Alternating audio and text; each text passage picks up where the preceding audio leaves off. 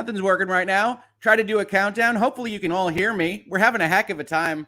I can tell you right now that I even sent the wrong link out to my social media to talk with you all about this craziness today. No introduction, no countdown. Please confirm in the chat that you can even see me. I'd love to make sure that we'll do that live together, talking about all sorts of stuff, but mainly this. If any of this works, none of these buttons are working right now. Move at speed, people, and things just don't happen for you. It's crazy. It's crazy. Let's see if they can get this up. Yes, of course. Why are we here to talk? I have so many stories to share with you, even over the past hour, that it is nuts. So let's get to it. Let's pretend we had an intro. You heard the great virtual legality music that I love so much. Folks, I wasn't going to have a virtual legality episode this afternoon. Honestly, I've done 10 tapings between Sunday and today. We were maybe just going to skip virtual legality today. Somebody asked me earlier this morning, said, Rick, I hear the Federal Trade Commission, they might be meeting today. And what do you think? Is there a chance of an announcement? I said, I don't think so. I think people are probably overhyping the fact that they're even taking a vote on this right now. I suspect if they do vote for it, we won't hear an announcement for some time. And, well, then this happened about, 20 minutes ago. And in all honesty, what happened from my perspective is that I was taking a few calls from journalists that I think, to their credit, are trying to get more of this story right. And I was on the phone with one of them, major publication, humble bragging, of course, but it was a major publication. And they just go, "Oh, this is just coming in, Rick. The FTC is elected to sue." And I said, "What? Right now?" While we're on this call, I said, "Yeah, it's on Bloomberg Terminal." And then immediately it was, "Can I get your thoughts on this?" I have what? I don't know that I have any thoughts on it imminently, but we got ourselves together, both the reporter and myself, and we put together some thoughts on what is happening here, and I'm going to share them with you. I've invited most everybody that I know. I want to make sure I have my Twitter up in case anybody wants to join on this, from the gaming side of what I participate in, from the legal side, and I'm trying to make sure that people get properly invited, but we'll see. I'm told other folks are in work right now. I don't know what any of these people are talking about, but we'll see. We're hanging out, 500 of us already, to talk about what this means. This is going to be a conversation with me, sure, but nobody has any real news other than the vote happened. So we'll also be talking with chat, what your thoughts are, whether you feel betrayed by my 70-30, and now because that 30% looks a little bit more likely than that 70%, you want to have it out with me. You want to say some things about my prognostication on this. I'm okay with that.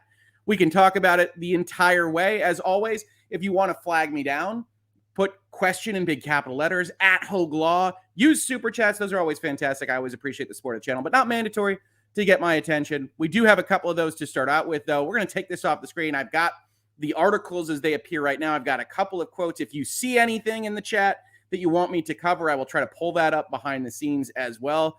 But my goodness, Federal Trade Commission votes to sue Microsoft and Activision to block their transaction. And this vote, everybody anticipates, was 3-1. Democratic commissioners against the Republican commissioner. We talked about this earlier in the series.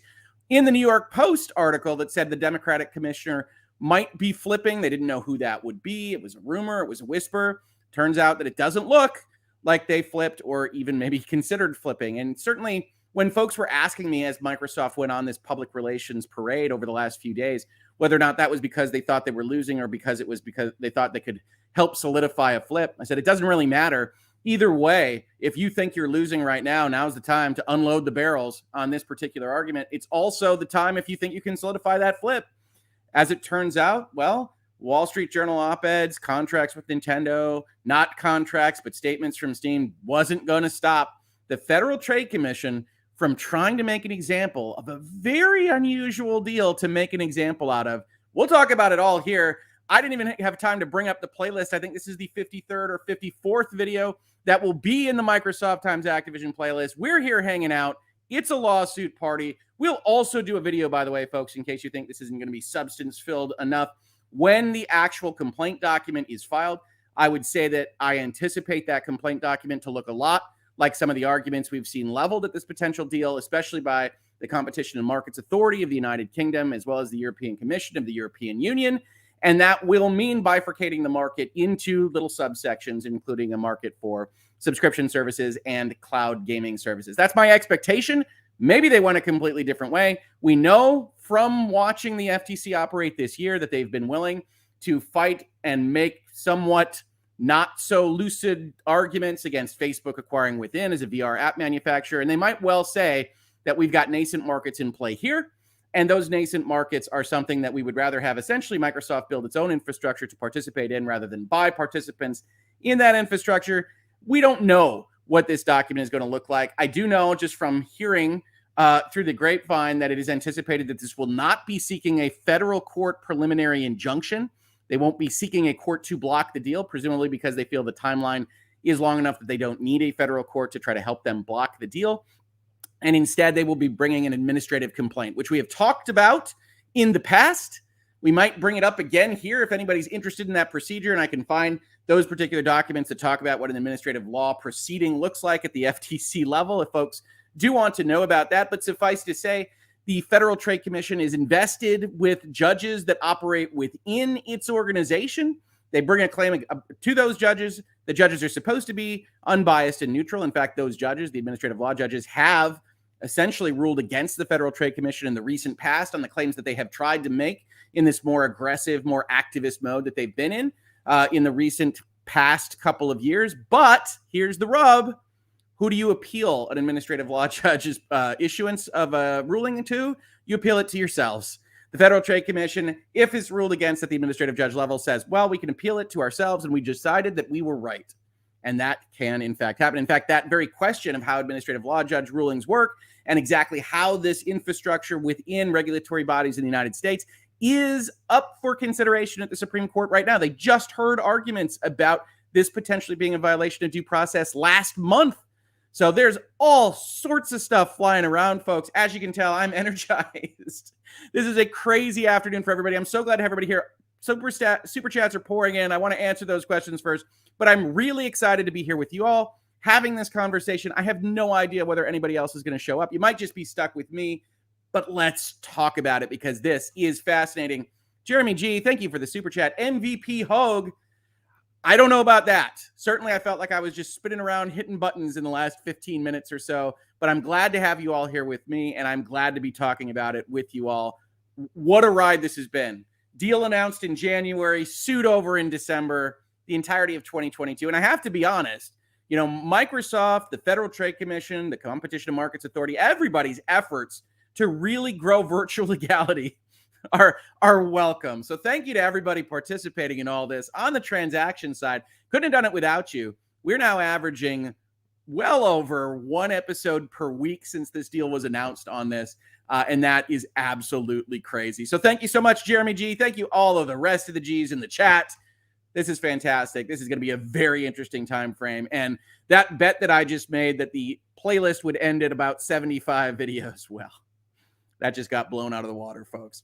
Justin doesn't look at ? The FTC has lost it, he says. Lost it. Future cloud market is the only fraction of a good case here. If I hear more about Call of Duty or Dory from like Finding Nemo, I'm going to go crazy, says Justin doesn't look at it. Thank you for the super chat, Justin.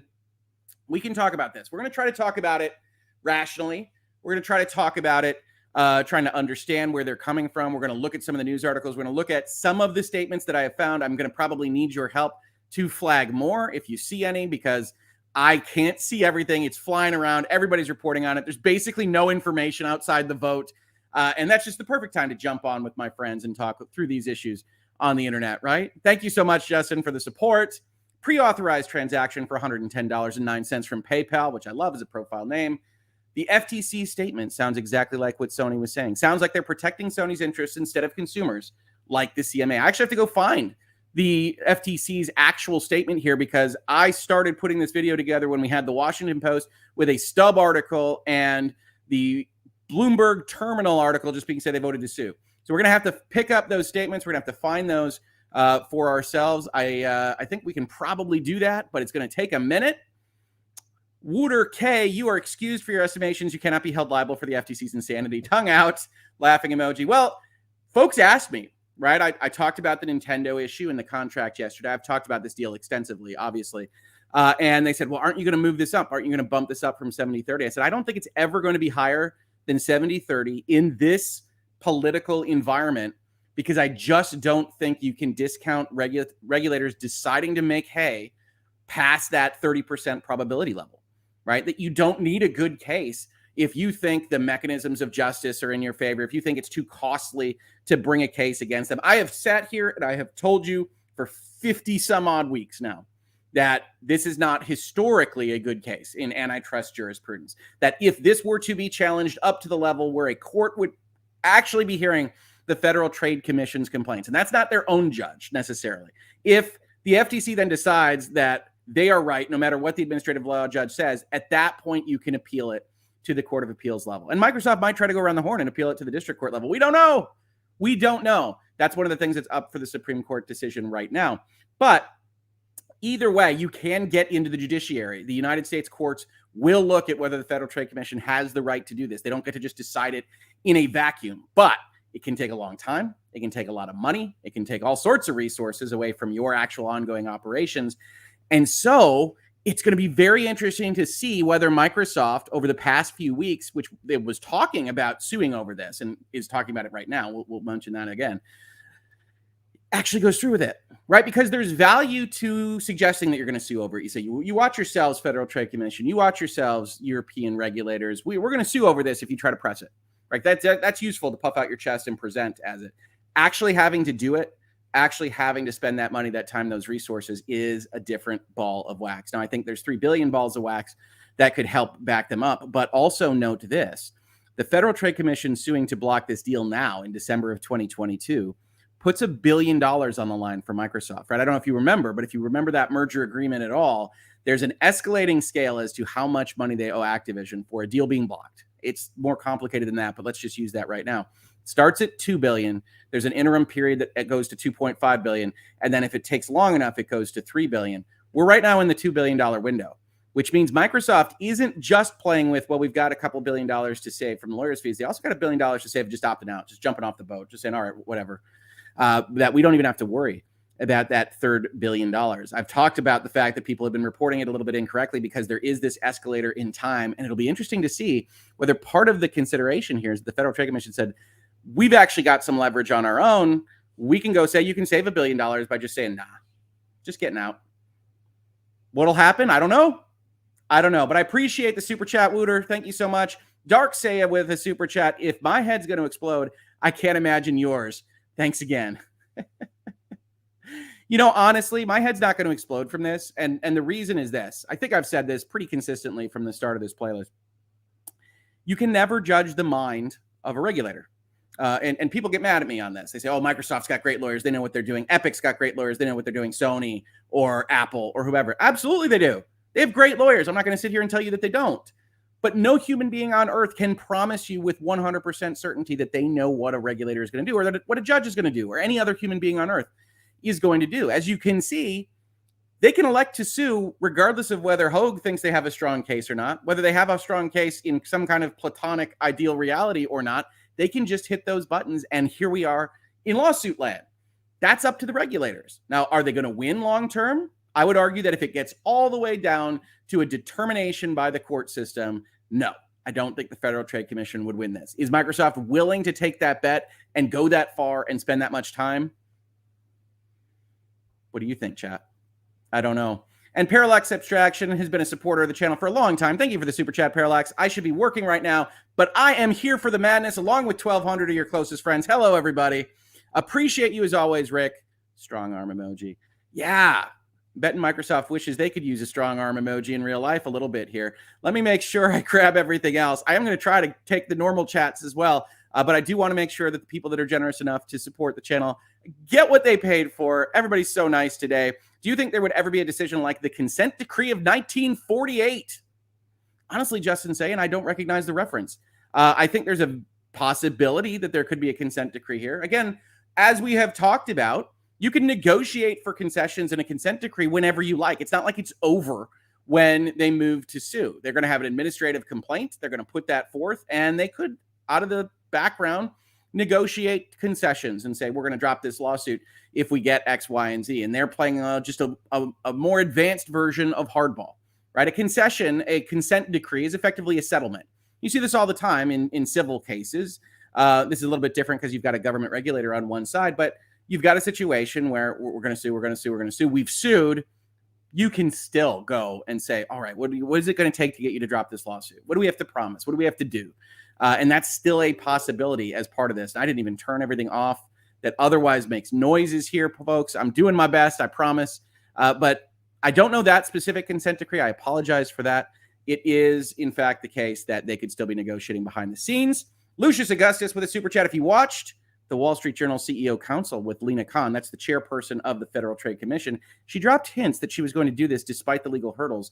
The FTC has gone mad. Yes, if you look at Lina Khan's speeches in the last couple of years, one of the things that she has said pretty significantly, and I disagree with this philosophically entirely, let's put my biases out there, is that we'll bring bad cases just to prove a point, just to try to keep the corporations at heel. We'll bring bad cases that we don't think could ultimately win in the law to make sure that they are cautious about these various things. She has said that they don't mind losing bad cases, essentially. And I think that that is a problem with a regulatory environment that otherwise has plenary total authority.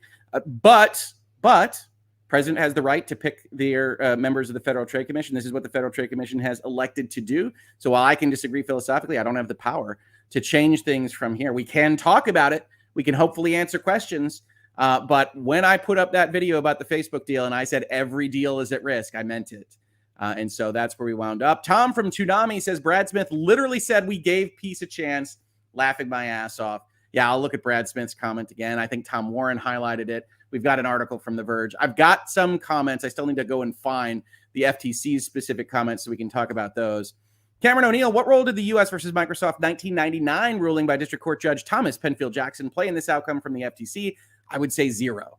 The issues at play in this particular case with respect to purchasing a provider of content to a video game platform is pretty distinct from the bundling arguments that were made against Microsoft internal and their multiple applications through their Windows operating system. I don't know. Maybe the Federal Trade Commission in their complaint document will try to put those two together. The only impact I would argue that was had here, Cameron, and thank you so much for the super chat, is that Microsoft was a known vector for the Department of Justice and antitrust in general, both in the United States and in Europe and the United Kingdom and beyond. So they were that kind of company that has gone through this before, that you see across your desk and you say, hey, maybe we should bring a case again. I've said that's from the beginning. At a near $70 billion deal with Microsoft, a big tech company, on the line, you might just feel, regardless of the legalities, that it's worth the political price to bring the claim. The Don CJG, Brad Smith of Microsoft says the time for peace is over, or the gloves off. They don't have much of a choice. I will say this, like I just said to a prior super chat question, they can always try to be negotiating concessions. In fact, if you go look at other deals that have gotten blocked and died, like NVIDIA ARM, they offered like 18 different ways of trying to settle with the Federal Trade Commission that the Federal Trade Commission all rejected. And I think that deal was significantly easier to understand as an antitrust block than this one is, not the least of which because there's actual security issues with respect to ownership of various bits of electronic hardware componentry, and not so much with, well, owning Activision content. But yeah, I think Brad Smith, I think Microsoft, you will see a Luigi-esque stare from that company going forward against the regulatory bodies. And that wouldn't surprise me if there was a follow-on PR tour of righteous indignation. Would be my guess. We'll see. Eric Hockling, the FTC is officially insane. They are entirely protecting Sony with this decision, and this is certainly not a pro-consumer decision. I tend to agree. Obviously, you're preaching to the choir here. I don't think the Federal Trade Commission has a very strong case, but to play the devil's advocate, I think you could say that even if they have a bad case, they could be motivated by trying to change the antitrust laws in general, right? We've seen this from the various parties in Washington, both Republican and Democrats, that they want to force a change in the antitrust laws to have some kind of reform. And whether or not that would be a good thing or a bad thing, that's a policy discussion. Maybe we'd talk about it on a future video, although we generally avoid those. But you could say that you bring this case to highlight the issues with the antitrust, that Microsoft is very likely to win this argument, very likely, if it comes down to it at the end of the day. And maybe you want to highlight that. The antitrust laws are broken. Microsoft can get away with this and no FTC can stop them, et cetera, et cetera. I don't know. That's kind of a benefit of the doubt. But again, I don't much care for that philosophy. We'll see how it goes. Oh my goodness. So many chats. I give this deal 30%. You flipped. I gave it 70-30. You've moved to 30-70. I think that's actually probably pretty fair. If you look at historically, once the FTC decides to move against a company, companies don't have a lot of success with that. And I think the Federal Trade Commission is using the cost and time and resources that it takes to move through this process and the question marks that big giant companies don't like to have, tech or otherwise, and saying, all right, your move. Are you really going to fight us on this? And the answer might well be yes. Microsoft has presented that they will. We'll see if they actually move forward with that. How long could it take, asks the Beer Baron. Years. It really depends. The legal process moves slowly. You've got a big corporation with a big regulatory body. So that means a lot of paperwork both ways. Both are well-resourced, well-heeled, have a lot of lawyers. And so it can take a long time. Now, the administrative judge process is probably shorter, but I'm assuming that the question is, when could we get to a definitive answer? There's no deal or there's going to be a deal. If Microsoft fights it, you're looking at potentially a very long time indeed. Sorry about that. Here's a question. How long do these types of lawsuits normally take? I just answered that. Save the game media. It's a matter of years. The administrative law side can be a bit quicker, but you are looking at years and not days on this kind of thing. Hopefully that helps answer things. It does depend on a host of things within the regulatory body and the judiciary and who wins at what level, et cetera, et cetera. TILF official. What happens if MS wins in court? If they absolutely just straight up win, a win is they do not substantially lessen competition. The merger in and of itself is not violative of the Sherman Act, of the Clayton Act, of the Federal Trade Commission Act or its powers. And so, yeah, they can just move forward. And then they don't have to do anything on the side of concessions. Concessions are essentially, this is illegal in terms of it violates the statute if it were just to go forward naked. And here are the things that we can promise to you to make it not illegal. If they were to just go all the way to the end and a court says, hey, there's no problem here at all and rule against the Federal Trade Commission, then Microsoft doesn't have to consent to anything. How likely that is going to be in the eye of the beholder. Joshua B., no shot Microsoft doesn't fight this deal, says Joshua. Too much money on the line. Whole thing is ridiculous. Feels like delaying the inevitable. I certainly think you could levy an argument at the Federal Trade Commission that bringing a weak case is mostly just an expenditure of time and taxpayer dollars if they believe, like I do, that the case is in fact weak. Certainly the signaling we get out of Lina Khan's office is that it probably is on the weaker side. They understand that and they don't care that this is big enough to signal with this prospective deal and that's worth in and of itself the weight in gold that could be expended. And it's not, honestly, it's not their money. So it'll be interesting to see. I understand the kind of concerns about all of this from the chat. We'll see how it goes. Not Jack, ATVI, only down 1.5%. Watching the market, I like it. Smart money, not worried. Just know the paydays, net present value got a little lower. Economics terms, that date has moved out, especially in an inflationary environment. That date has moved out, so the value of their investment right now is reduced. I think that's right. Although only 1.5 so far is interesting. I would have expected more of a 3 to 5 drop on this particular news. So you might be right. People had already priced in the issue, right? It was only trading in the mid 70s. And so people are hanging on for now, at least. We'll see. We will see. Friendly Neighborhood Blue Shell says, I wish the FTC didn't use my tax money for this foolishness. And then 4, I don't know what you would describe these emojis as, kind of stayed, grumpy emojis. Absolutely. Bobby KOTICK has also responded. All right. Are these on Twitter? So I could probably find these behind the scenes. I could go and see if I can't find some of this news after we get through some of the early chats here.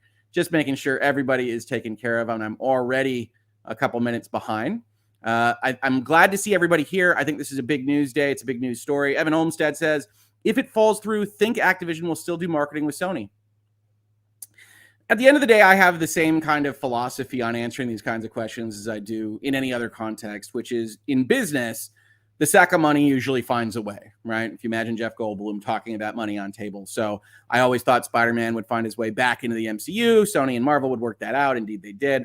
I think Activision is going to hold a grudge for a little while on this. And then ultimately, wherever the money makes the most sense, wherever it's the most rationally placed, whether that's in a marketing deal or otherwise, will ultimately come to fruition. But it's possible that that grudge period lasts longer than usual, because this is a big deal. This didn't have a lot of voices against it. It really only had one. It is a participant in the industry in which you provide content for. And while you still have a fiduciary responsibility to not burn your investors' money in a fire, honestly, Sony, as a partner in that industry, has burned the investors' money in a fire, right? They were slated to get $95 on each share that they held. They were going to make bank. They were going to make a lot of money, and they are no longer going to do that, and it's Sony's fault. So what that looks like at a board level, at a management level, and what the investors want to do in terms of how much pressure they're going to impose on the management of Activision is an open question, if we assume it all just dies.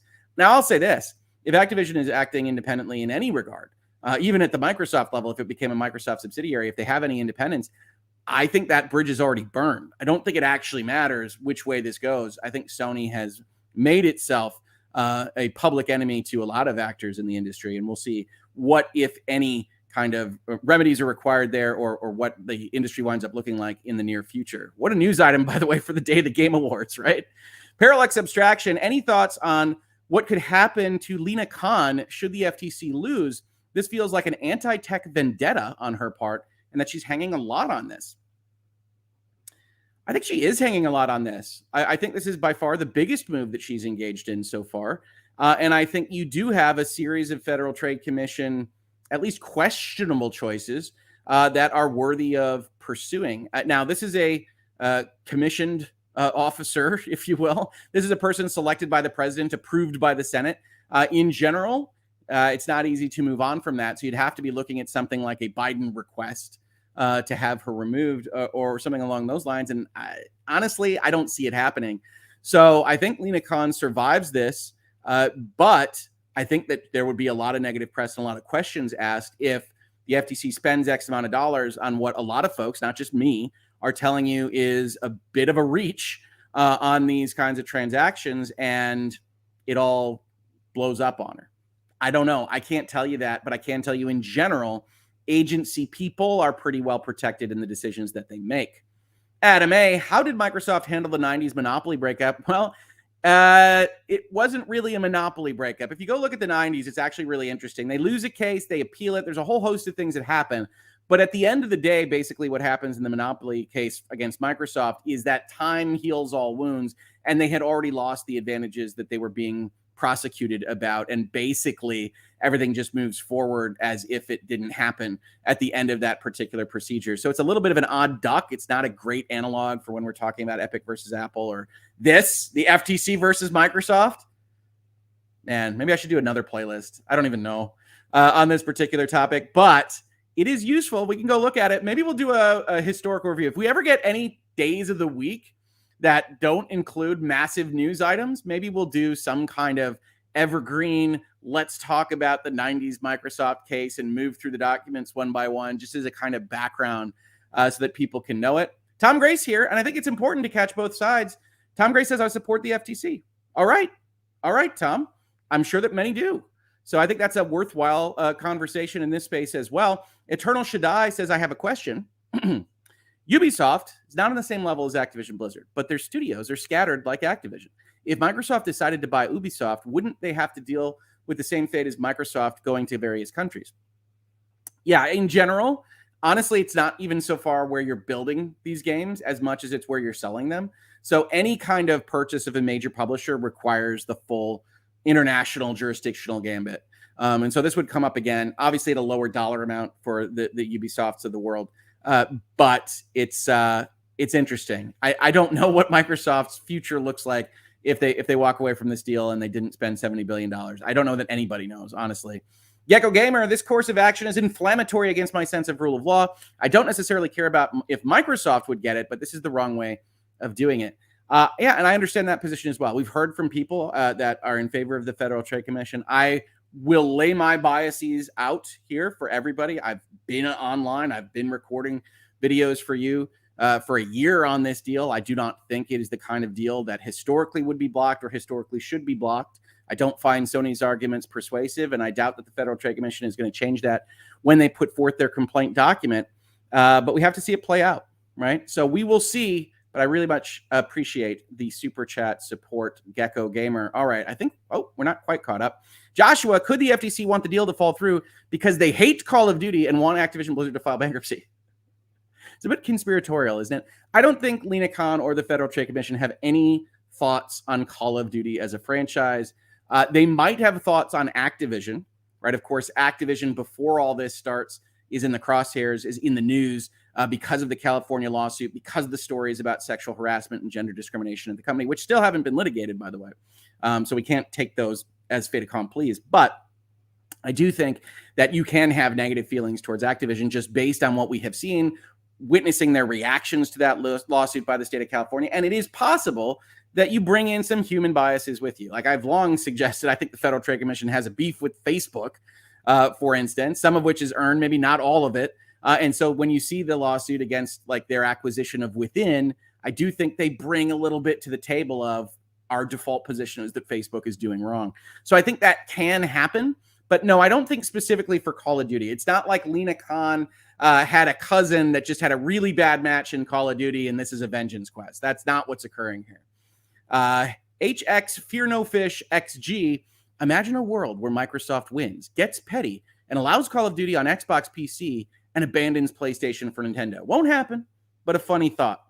Yeah, I think one of the things that will happen in this is if they do get the deal through, they aren't going to be playing games with what access to their content looks like. We don't know exactly what a Microsoft win would entail. We're using win pretty broadly here. Not that they get total victory in court, but that the deal is allowed to go through with some concessions as well. That was always included in my 70%, that the deal would look roughly like how it was announced in January of 2022. But I think the one thing I can promise is that Xbox, as petty as you might think they are capable of being, wouldn't play games immediately after gaining control of the assets. They might play games long term, but not immediately after gaining control. They're not silly that way. But thank you so much for the super chat. DS Omen, what other example cases do we have where the FTC sues and it actually goes to court? Are concessions done in court or behind closed doors? So it depends in terms of timing. Right? If they're going to go seek concessions, and I mentioned this earlier, they're going to put a complaint document together, period. And it is still possible. I don't think so, because I think there's all sorts of things happening on the articles that I haven't gotten to yet. But it is still possible that they could have voted for a lawsuit complaint on the premise that this was going to help the concession process be jump-started. It doesn't look like it from afar. But the FTC goes to court fairly often. They also go to their administrative judges fairly often. We have a couple of instances in the recent past where those administrative judges actually ruled against the Federal Trade Commission, so they didn't have a case here. So you can go look that up. Honestly, the Federal Trade Commission website is pretty good for this. They keep a docket of what they've done and how they have done it. And so you can look at those. Probably when we're not doing the lawsuit party, when we're not just jumping in, because a lot of people have a lot of questions, and I got however many hundreds of messages as this went down on Bloomberg Terminal. When we're a little bit more researched, when we're having a more normal virtual legality experience, maybe we can pull some of those out, get some of those examples, especially after we have the complaint document. The biggest next video in this series, and I'm not saying it's going to be the absolute next, there might be other stuff we need to cover between, but the biggest next video in the series is going to be covering the complaint document, most definitely. Highlander 001, what happens if the FTC wins? Does that kill it? If the FTC outright wins, it's done. Dunzo. FTC has the right to block the deal. And so if they choose to block the deal, they'll have that power. If Microsoft chooses to appeal it and the appeals court doesn't go for them, but sides with the FTC, then it is done. They can bring it to the Supreme Court, but it's unlikely. It's unlikely to go to the Supreme Court. You never know. This deal continues to astound. So maybe if you imagine, if I told you in January, we'd be covering not just Microsoft's purchase of one of the biggest publishers on earth, I think the biggest publisher on earth, and through that transaction over the course of the year, ending with a lawsuit being approved by the Federal Trade Commission, while also simultaneously cover Elon Musk's mercurial crusade to buy, then not buy, then buy Twitter. I don't know. You would have thought I was a crazy person in January of this year. This year has been nuts. Absolutely nuts. But if they win, deal is dead. Dead. Oh, my goodness. Don Leinart, laughing face emoji ×3. That is the message. Gotta love free content. Hey, thank you, everybody. You know what? Thank you, Elon. Thank you, Phil. Thank you, Satya. Thank you, Lena. Thank you, everyone. We're having a lot of fun here in virtual legality. I wish it were a little bit less constant, maybe a day off here or there, but I really do appreciate it and your efforts to keep virtual legality going. Parallax Abstraction again. If Microsoft loses this, do you think they take that $65 billion, buy a bunch of smaller companies, or do they hold back on acquisitions for a while until the heat's up? Do they lay low until the popo goes by? I don't think anybody has any idea what Microsoft would do after this. I know that there have been theories posited that they would go and sign up exclusives just like Sony has done, because Sony has had effectively a kind of backroom blessing of how they operate with exclusives and in this industry. But I don't think they like the value proposition of those exclusives. I don't think Xbox or Phil Spencer feels like they get the proper value out of the spending of money to keep those things locked down. I think historically, Phil Spencer in particular still feels a little bit burned about how Rise of Tomb Raider didn't do what he wanted it to do, got all this negative press, and is a little bit reluctant to go that route. Now, if that's the only choice afforded to them, good luck. If Microsoft is just opening the war chest and saying, take them out, then we could see negative ads. We could see attack vectors on Sony. We could see exclusives. We could see all sorts of things because Microsoft does have ridiculous amounts of cash on hand. So we will see. Thank you so much for the support, Parallax. Alex Firth, 21, Starfield and Redfall were two titles the FTC outlined. Is that a strong example for withholding titles? I love that there's an FTC statement out there that I haven't gotten a chance to go through yet. If somebody could just link me to the title of it somewhere, I will try to keep my eyes open for it in the comments. Maybe co-counsel can catch it if she's still in the chat. I don't know. But I will look at that statement. In my opinion, they're not terribly strong because Starfield and Redfall are smaller properties. Redfall, much more so. Starfield is assumed to be something like a property of an Elder Scrolls game or a Fallout game. We don't actually know. And I say smaller in terms of revenue. And this is the place where the CMA and maybe the FTC, I haven't seen their statement yet, have gotten things really confused, which is that it is by far more likely for a company to withhold or foreclose or make exclusive games of a smaller expected revenue because the opportunity cost for doing that is so much less. And the CMA has argued the opposite, and that isn't in fact the case. I do think that Microsoft, and there's a video not in this playlist but on this channel, and their muddled messaging around what was going to happen to ZeniMax and Bethesda is coming home to roost a little bit here, which is to say I did a couple of videos where I said it's strongly suggested that it could be available for platforms, and then they take it all back when they don't want it to be out there. And at the end of the day, I do think that looked a little bit like snatching the rug out from potential consumers. And I do think that that at least gives a hook for the FTC and other regulators to hang their hat on to say, you guys are liars. Right? I don't think that's fair necessarily. I don't know that they knew what they wanted to do with these things until they went down the road a little bit further, but I can understand the argument. And if they're using Starfield and Redfall in that context, I could see why they would do so. Do I think it's a great analog to Call of Duty as a franchise? No, those aren't multiplayer games. I think Redfall has a multiplayer component, but they're not this kind of giant multiplayer-oriented game or activity. They don't have a history where Call of Duty does. I think there's a whole host of things you can use to distinguish it. But again, we're talking right now about a regulatory body that appears motivated to go after Xbox on this stuff. Let's see if we can pull up this Federal Trade Commission statement so we can not just talk about it in a vacuum. Hopefully we can just find this pretty easily. They're protecting America's consumers from fraud. They don't have anything directly on their website because the Federal Trade Commission doesn't. Here we go. Press release. All right. You know what? Let's walk through it, right? Oh, we lost it again. Hang on. We will come back for super chats. I promise. Just hang on here just a second. I'll mark that one with a star. We'll remove this one from our screen. I will talk through everything that I'm doing in real time because that's just where we're at today. All right. Let's take a look at this statement before we get too far afield. Keep the questions coming. I will get to them. Doing my best here. FTC seeks to block Microsoft Corp's acquisition of Activision Blizzard Inc. Agency alleges that maker of Xbox would gain control of top video game franchises. Okay, that's just true. Enabling it to harm competition in high-performance gaming consoles and subscription services. So we've seen 4 different variations of these various markets now, and they are arguing that they'll harm competition in consoles, which I think is pretty much a sure loser. And then the Game Pass argument, which I had said back in January, a motivated regulator could try to bifurcate the market in this fashion by denying or degrading rivals' access to its popular content. Let's read more, folks. The Federal Trade Commission is seeking to block technology giant Microsoft Corp. Always useful to use a little bit of editorial, right? Giant. We're going to stop. We're going to stop the giants from doing what they will.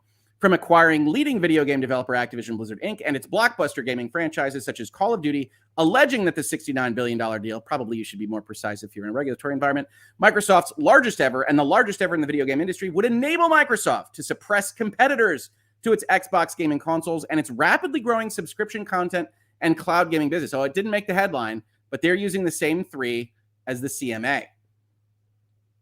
In a complaint issued today, oh my God, do we have that too? That might need to be a different video, folks, or maybe not. Maybe we'll just do 6 hours together today. In a complaint issued today, the FTC pointed to Microsoft's record of acquiring and using valuable gaming content to suppress competition from rival consoles, including its acquisition of ZeniMax, parent company of Bethesda Softwares. Okay, so the fundamental problem right now is that buying property and then not selling it to your rivals is not the traditional way we might define suppressing competition. In fact, the traditional way we might call that, if it isn't an input that is necessary for your rival to actually operate, is, what's that word? Competition, right? And in fact, Sony knows this. Sony just bought Bungie. Sony has bought Insomniac. Sony has bought a host of studios in the recent past. And no, they're not remotely the same size, but in terms of notions of what it is that they are doing, no one would accuse Sony of being anti-competitive with those purchases. They are competing at the upmarket level, at the hardware level, by making certain things exclusive, by making their hardware more attractive, and more power to them. But Microsoft seems to have essentially done it too bigly, as one might say. Microsoft decided to make several of Bethesda titles, including Starfield and Redfall, Microsoft exclusives, despite assurances it had given to European antitrust authorities that it had no incentive to withhold games from rival consoles. Now, here is an interesting part of the FTC statement, right? And you've heard me say this a lot of times now, if you've been in this space with me. Microsoft pushed this argument too far. At no point should they have said we have no incentive to do this. Not the least of which because they had just done it with respect to ZeniMax titles, but because it doesn't actually sound credible. We can understand why you would take a big potential property and you would put it only on your system and only on Game Pass. That makes perfect sense. So what you can say is it doesn't line up with what our incentives are. It will lose us money, but not that we have no incentive to do this, because the incentive is clear for all to see. And I do think Microsoft pushed that point too far in a number of the filings that I read. Microsoft has already shown that it can and will withhold content from its gaming rivals, again, not illegal on its own, said Holly Vidova, director of the FTC's Bureau of Competition. Today, we seek to stop Microsoft from gaining control over a leading independent game studio and using it to harm competition in multiple dynamic and fast-growing gaming markets. And again, this is where the rub is.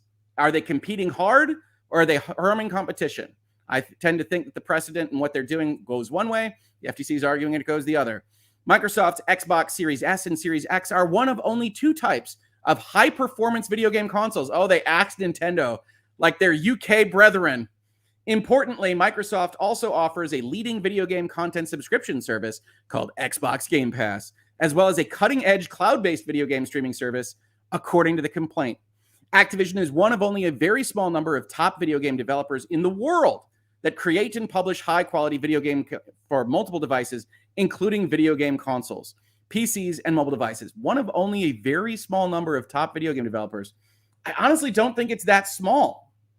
The video game industry has a lot of publishers. Yeah, it has some of the super publishers in Electronic Arts, Ubisoft, Square Enix, Activision, and the like, but Embracer Group has a ton of publishers. Tencent has a ton of publishers. It's really an interesting kind of comment to make because usually you see this kind of language for an industry that has 2 actors or 3 actors. This is not that. This is reasonably 20. Yeah, maybe there's 6 that are really big, but there's a lot of developers and publishers and a lot that spring up out of existence, right? Like I've said before, you have Respawn just eject out of Activision, create something of value. Yes, they get bought by Electronic Arts, but that's still dynamism in the industry, and that can happen at basically any time. It produces some of the most iconic and popular video game titles, including Call of Duty, World of Warcraft, Diablo, and Overwatch, and has a combined 154 million monthly active users around the world, according to the FTC's complaint. Activision currently has a strategy of offering its games on many devices, regardless of producer, but notably not on subscription services. But that could change if the deal is allowed to proceed. With control over Activision's blockbuster franchises, Microsoft would have both the means and motive. This language is like a murder. right? Incentives we can talk about. That's kind of normal in economics. They have the means and motives, but do they have the opportunity to harm competition by manipulating Activision's pricing, degrading Activision's game quality or player experience on rival consoles and gaming services, changing the terms and timing of access to Activision's content, or withholding content from competitors entirely, resulting in harm to consumers? Okay, so this is another aspect that we've talked about in the past. The antitrust laws in the United States generally require the enforcement to be focused on consumer well-being, consumer welfare. And in this particular case, it's not at all obvious that this deal harms consumers. It just simply isn't. And the leaks that came out from the Federal Trade Commission is that we were looking at other things like monopsony, labor, and other aspects of the deal that didn't make a ton of sense for antitrust enforcement, but could ostensibly say, all right, we're looking at other stakeholders. We're not focusing on consumers because it's not at all obvious that consumers are harmed by this particular deal. The commission vote to issue the complaint was 3-1. That's Democrats versus Republican, with Commissioner Christine S. Wilson voting no. A copy of the administrative complaint will be available shortly. Available shortly. That sounds like a different video, folks. But I'm glad we got through this comment. Thank you for mentioning it, folks. Wow. Check my Twitter DMs. Okay, what else we got? I'm checking.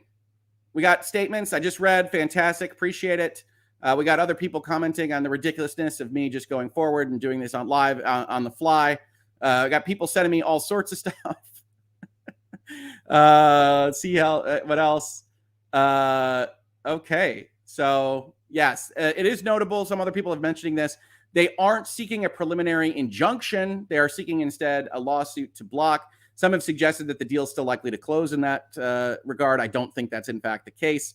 I don't think you would close over, which is what we call a lack of condition on a closing condition to just allow the deal regardless of the fact that the condition has not been met. One of the conditions of this deal is that you're not currently undergoing regulatory litigation as you proceed to try to purchase the deal. So I don't think they would close over this, but who knows? Either way, even if they were to want to close over this, one of the aspects of this is it does provide cover, political cover, for the European and United Kingdom-based regulators to say, if the FTC is going to do it, we're all going to do it together, or something along those lines. So we'll look at this complaint document maybe tomorrow. I don't know, folks. We'll see. Maybe it'll get updated. I am checking my DMs. I am trying to stay abreast of these situations. I apologize. I can't even tell you how many messages I'm getting. It's pretty funny to actually look through these, but in any event, that's the statement. We're going to go back. We're going to look at some of these super chats. We're going to look at other chats that are coming in. We got more comments. We got comments from Brad Smith. We got comments from The Verge. Hang in there, folks. It's Election Day 2022. No, it's not. It's the lawsuit party for Microsoft and the Federal Trade Commission. I'm going to take a sip of something. What is in that cup? Who knows? All right, let's look at some more super chats. My goodness, what a day. Kubini Gaming says, can Activision just do a deal with Xbox to lock down all the games if this fails like Sony always does? All the games might be interesting, right? In general, the government isn't limited to just the structure of something. And so you could look at something that licenses all the games, as a for instance, as a substantial sale of the company, which would have just been blocked. And so I think you got to be very cautious with that. But yes, you could sign up. I just want Call of Duty exclusive for 10 years. Just put it to them. What does that cost from Activision side of things? Well, Call of Duty makes a lot of money, and so it probably cost a pretty penny from Microsoft, but it's hard to argue that they couldn't have the capability of doing it. It's equally hard to argue that they wouldn't find themselves on the wrong end of a regulatory measure anyway. So it'll be very interesting if the deal that does get blocked and the transaction doesn't go through. Huffy Bear, thank you very much for the super chat. How long do you estimate this lawsuit to last? It depends on a host of variables that I can't speak to right now. The first of which, the first hurdle is, does Microsoft mean business? Does Microsoft honestly intend to argue this deal in front of these folks at a court level? If they mean to go through with that, you're talking about years, probably. And so we'll see. We'll see on that. We'll see if it goes through that process, or if Microsoft walks away. Well, then it's done. It's done earlier. The deal isn't done, of course, but the deal as a concept is done earlier if Microsoft decides to not fight. So we'll very much have to watch that closely. Jeremy G, being reported that the FTC has not filed for preliminary injunction to stop the deal in federal court. Yes, I said that at the top of this video, but one of the things that had been kind of reported very early was that they were seeking an administrative process and not a temporary injunction from the federal courts. One of the reasons for that, I would argue, is probably because the deal isn't actually all that close to closing. You still have the regulatory powers in the United Kingdom. You still have the regulatory powers in the European Union. So they're not really worried about them just closing tomorrow. There's still a lot of conditions that would have to be answered. And I think the Federal Trade Commission also anticipates that at one or more of those regulators will follow their lead, at which point there really isn't a risk of them closing without their say-so, and so they don't need to go the federal court route. It also prevents Microsoft from using the federal courts to start getting good precedent on their side. The administrative law process is not the same. In fact, that's what's being argued in front of the Supreme Court this session, which is to say companies have argued it's a violation of their due process to have to wait for an adjudicative process through their administrative law judge, then an appeal to the commission that made the determination in the first place, and only then can they go to the appellate courts. When that takes a long time and a lot of money, they say it's a violation to not bring the claim in district courts immediately. And it does look like the Supreme Court is going to side with those companies, just like guessing what regulators think. It's a fool's errand to guess what a Supreme Court's going to think before their opinion's out. But every indication from the arguments is that that can happen, at which point the timing goes all completely out of sorts, because Microsoft could then try to bring a claim in district court arguing that the Federal Trade Commission basically has no case and go around the administrative law process. So we don't know what's going to happen on this, which is fascinating for a lawyer. I know it's not great for people that are invested in any of these companies or people that want just video games and things like that.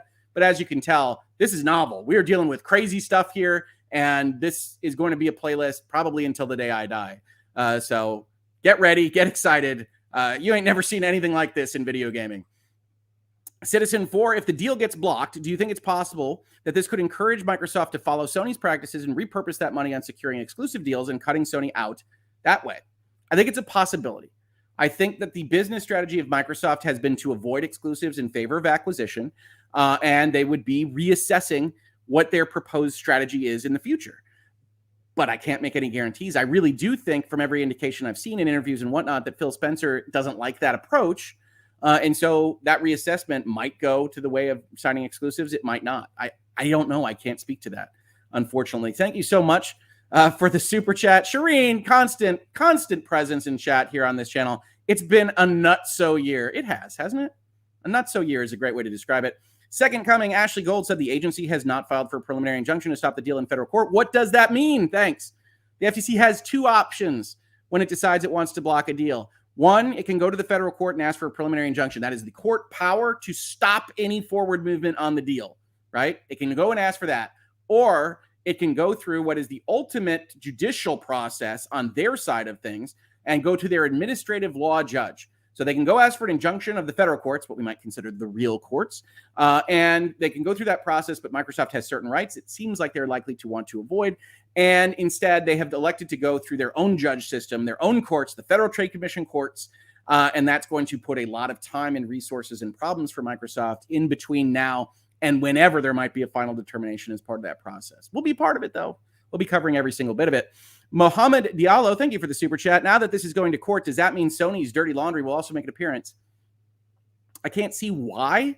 Microsoft might want to drag it in on certain points of law, but the administrative law process we're not going to see much of. We'll see exactly how this winds up getting publicized, who leaks what, who's publicizing various aspects of it, what press releases look like.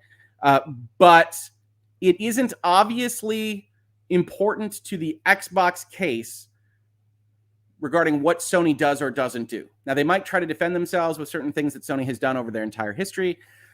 It's unclear. I don't think we're going to get like dirty laundry. I don't think we're going to get secrets of Sony or anything like that. But it's in a legal process, you have to make sure that your arguments are focused on what it is that you're actually supposed to be arguing.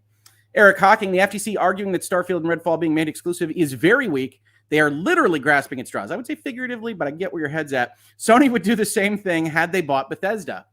Yeah, I think so. And Sony could have spent $8 billion. They had that kind of money. They could have leveraged that kind of money, but they didn't. And it seems like Microsoft is getting punished for going and finding these deals on the market. So anybody that says that, I'm not going to disagree with you, but it is interesting. Washington Post finally has an article. The Washington Post didn't have a real article the last time I checked out on it. Let's see if they have filled in any of the blanks here and if they allow us plebeians to actually read their articles. You never know. This one that I still have is still a stub article, just says that they voted against it. So maybe they'll correct that in the future. But I promise you, I am looking for these various things, and I will keep my DMs open for folks otherwise sharing things with me. Let's see, I do get news items when you hear me just kind of blank out like an android that's shorting out in a Twilight Zone episode. That's me trying to make sure I am collecting this information that all you generous souls are sharing. I do very much appreciate it. But let's go back to the super chats here. Do you think Microsoft is more likely to drop it if half or both of the EU and UK sue as well? Feel like winning on three fronts could be hard. That's a good question. I suppose if it were all three and they were just saying, we're going to take this to the mattresses, you can evaluate on just a dollars and cents level, right? Part of what the regulators have at their disposal is time, money, and resources. You don't have to like this, right? You can go to law school right now. You can take classes on law and economics. You can evaluate plea bargains and all sorts of things in a criminal context. But part of it is the regulatory context.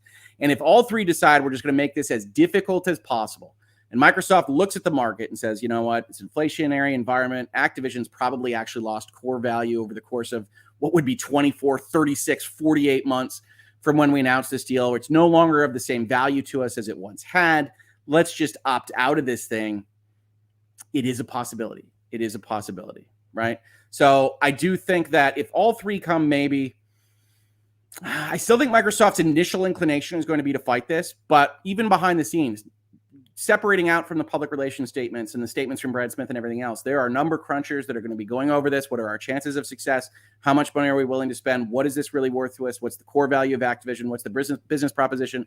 What kind of concessions would we even potentially deign to offer to try to end this lawsuit early? And if the Federal Trade Commission is, as presented, puffing its chest out and saying, basically, we're not interested in even hearing what you might offer to us, that is a different kind of calculation than talking with an actor that wants to have some concessions proposed to it. So I can't speak to these kinds of analyses because any given person is going to have a potentially different business strategy behind those closed doors. I would probably still fight it right now, but I'm just one person.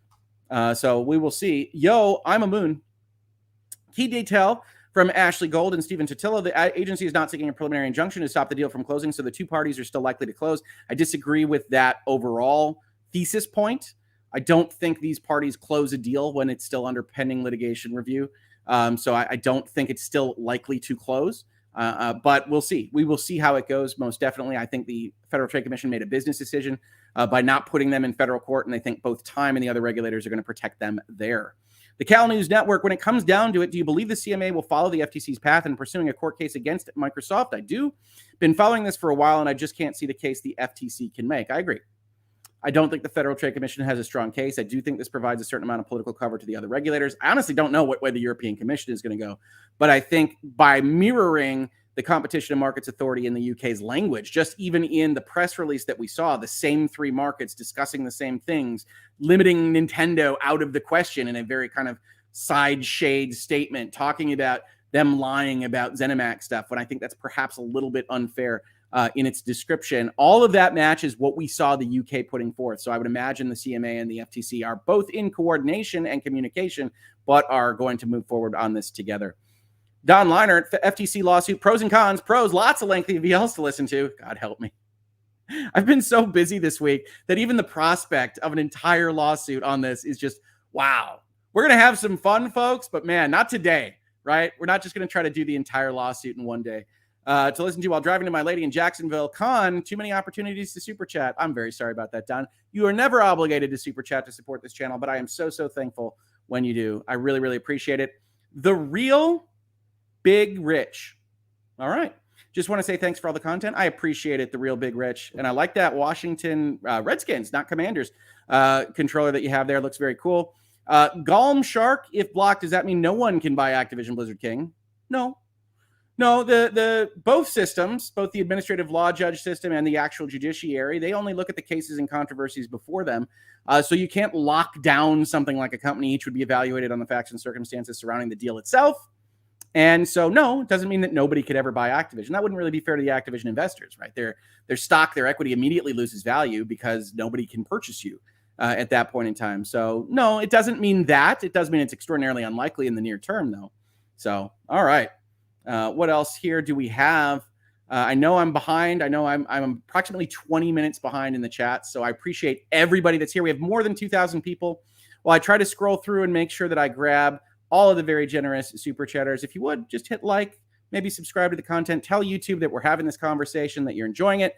I would very much appreciate it. This robotic algorithmic platform just loves it when you tickle its buttons. So please do that if you would. Mr. Matty Plays himself.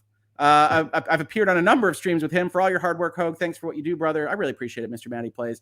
It's going to be a heck of a thing over on your side of the streaming world as well. So, let me know if you want me to visit at all. It's going to be a wild, wild week. I can't even imagine. The fact that they did this on the day of the Game Awards is just, crazy. Just crazy. Soisuke, hopefully I got that remotely close. How will this affect LeBron's legacy? Love you, Hoeg.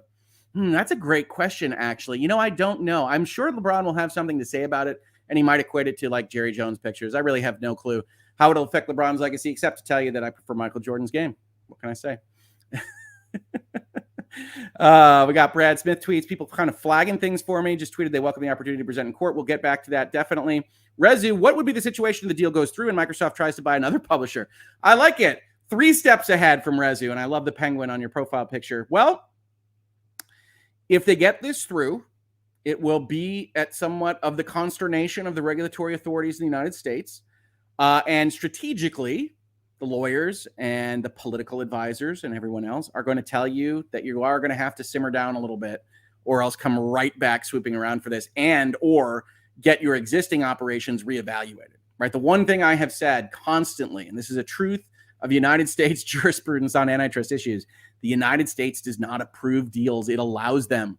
And so they can look at a deal after the fact, years down the line, and say, actually, that proved to be a substantial lessening of competition, and we're going to sue to break you up. That's what's happening to Facebook right now from the Federal Trade Commission. So you try to lay low. Microsoft did all that it possibly could this year to try to act like a white knight and a good corporate citizen, and we're working against Google and Apple, which we know you guys all hate, and we're working with the CWA and the labor union. I'd expect them to have a statement. We're working with all these parties, and the only angry party is Sony. And are you really going to do this for one angry party that just wants to keep its maximal market share, its leadership position? That seems like a ludicrous expenditure of resources and taxpayer funds. And the FTC said, we'll call that bluff. Let's go. And so we will see. One aspect of this that might not be known is that I believe Lena Khan is going on maternity leave very soon. And so the Federal Trade Commission will actually be out of commission at the highest level for a period of time that might impact things, and certainly in the press level as well for a time. Oh my goodness, folks. So many comments. NU Baton says the better outcome would be that the deal is blocked, Activision Blizzard stock crashes, and Nintendo buys it for pennies. Can you imagine? If it gets to the pennies level, you're going to have a whole sort of bidding war for Activision and its assets alone, even if it's not a continuingly operating entity. Call of Duty as a brand name is worth a fortune. So that would be a very interesting outcome. Is that good for anybody? I'd argue probably not. Certainly not good for Activision employees or shareholders. And they would have maybe not a lawsuit possibility, because in general, our agencies act under sovereign immunity, but they could certainly have a bug in their bonnet for how this happened and how they lost vast amounts of wealth if it were to go down that way. Basement Radio Arcade Podcast, Brap, says, go Blue. My Michigan Wolverines are still undefeated, more undefeated than Microsoft today. I appreciate the super chat. We'll see how that goes in the playoff, but we'll see what it all I'm talking about for the rest of the month, because this is nutso, as Shireen put it. I think that is the perfect description. I might include it when I finally write a description of this video. We'll just call it nutso. Dio Game, is there any risk of the Bethesda deal being unwound? Why not? It's limited. There's not a ton of risk of that. But what you're seeing is a Federal Trade Commission kind of unmoored and making claims that I don't think are warranted under current legal jurisprudence. So maybe. I do think there's a possibility that if the FTC were proved to want concessions of some kind, that they would ask for concessions about Bethesda game availability. Let's say Microsoft turns around and says, in your press release, you said keeping Starfield and Redfall exclusive was really bad. Do you want to add that to the concessions? We'll make ports to PlayStation. I think this is going a little far for supporting our competitor. Seems like that's not exactly what you're supposed to be doing vis-a-vis competition. But okay, if that would help you get it across the finish line, we'll do it. And the Federal Trade Commission might well say, well, we don't trust you, and that doesn't change things because you already lied the one time. Right? Some of the stuff that has been leaked out is the Federal Trade Commission telling the labor union chief at the CWA that their neutrality agreement doesn't matter because companies welch on them all the time. It's wow, that's an interesting stance to take. on actually enforcing things in the corporate sector. So everybody should be wary of what our antitrust regulators have now presented they are willing to do. And does that mean they could unwind Bethesda? Why not? Why not? Stock market barely reacted to the news, says a demo. Activision is down only 1.5%. Thoughts? First and biggest thought is that investors had already priced in the possibility of a fight. They also got analysis, not just from me. I don't know how many big-time institutional investors are regularly watching Virtual Legality. Maybe a few. Wave if you're in here and you're a big-time institutional investor or analyst. But I think that it's already been priced in, right? That you knew that there was some challenges here. You knew that there was going to be a potential fight. And if you were already invested, you were already aware of going forward with that. I actually would have expected a slightly bigger drop. So it is interesting to note that drop apparently hasn't happened. This is 10 minutes ago. Maybe it's been bigger now. But I do think the biggest item is that it's already been priced in and that the people that were already invested in Activision knew that this was a possibility and don't view this as a big downside risk. Is that fair? I don't know. I probably would react to this a little bit more, but I'm not invested in Activision. So I think that's the biggest item. The other item is that they might just think that there's a big case there that they can win and that it's not really something to be worried about. And they still want to be invested in Activision, and we'll see. We'll see. There is also the possibility that people are looking at the success of Modern Warfare 2 and the success of Warzone 2, and that the value of Activision underneath this deal is actually higher in certain analysts and investors' eyes than we can see from the outside, because it's all kind of locked in under the umbrella of a $95 payday. So it's a little bit difficult to say with particularity what is going on with that deal in and of itself. Eric Hawking with a super chat. What are the odds that this case goes to the Supreme Court? Always very limited. Supreme Court only takes a handful of cases out of hundreds presented to it, and there is no appeal by right to the Supreme Court. So in order to get to the Supreme Court, generally you need some kind of novel issue of law. Obviously, one of the biggest deals in the history of gaming and the history of software in general might warrant Supreme Court review just because of its size and precedence and headline-making nature. Sometimes the Supreme Court just wants to make clear something that's important to it at its level. But I would say the percentage is still relatively low. You should assume this is not a Supreme Court case. If it is, well, then Virtual Legality is currently in its 5th year. The 5th anniversary is next November. I would expect us to know the answer to this question by like the 10th anniversary of Virtual Legality. So we'll see. If this is a Supreme Court case we're covering, man, I just want a Virtual Legality video to be cited somewhere in one of the briefs. Let's see if we can make that happen, people. Franklin, is this process actually fair? You know, I'm an officer of the court, and I'm supposed to tell you that the legal auspices of our government and the various functions that it has are fair, right? Like I'm supposed to say this. Does Microsoft actually have a chance at getting this deal done, or does the FTC essentially have a veto power on the deal? They don't have anything as strong as a veto power. But by the time you get to the level where they are actually suing to stop you, the percentage chance of success overall is very low. That it tends to be the case that parties drop deals in this circumstance. And that's one of the reasons why in the merger agreement with Activision, you saw Activision negotiate for $2 to $3 billion in penalty fees. It's not necessarily because Activision wants that money, although certainly they do because they've been held in limbo for this whole period of time, but it's because they want Microsoft to be incentivized to fight for them. If you don't have that money, then lawyers' fees and resources and time and all these things come into play. Microsoft owes at least $2 billion to Activision if they walk away.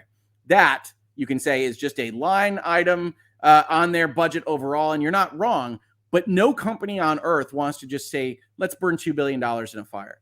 And so Microsoft is incentivized to fight for this, and if they do fight for it, then the Federal Trade Commission has an uphill climb on the longest term, right? They don't necessarily have an uphill climb on the administrative law process, regardless of what their judge does, because they can just veto that judge.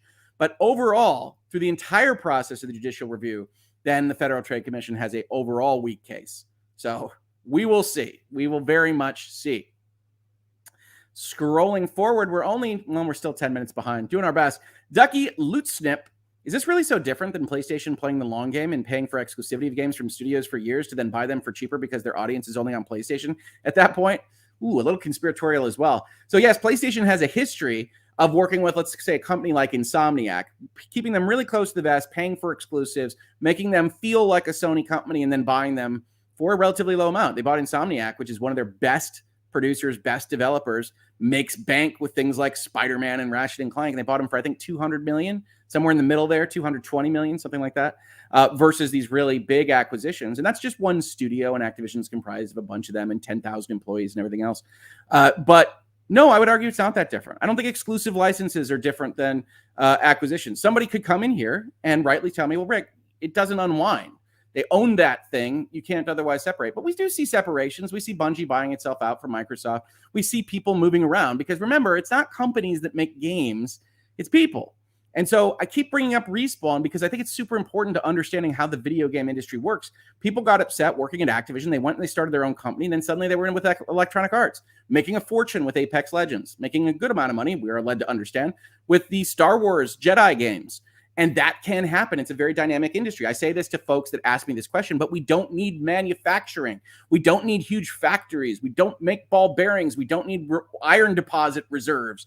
That is not what making a video game is. So it adds a level of dynamism that I think the FTC and certain other regulatory bodies just really aren't comprehending. This is not a static market that you need to look at. If Microsoft were just to kill off gaming, then you still have every reason to go and make something to compete with it. And we're not talking about rocket ships. We're not talking about just huge enterprises that could never be fought against. And that to me is the FTC's biggest problem on this. But understand, from my perspective, editorial, this is a political play.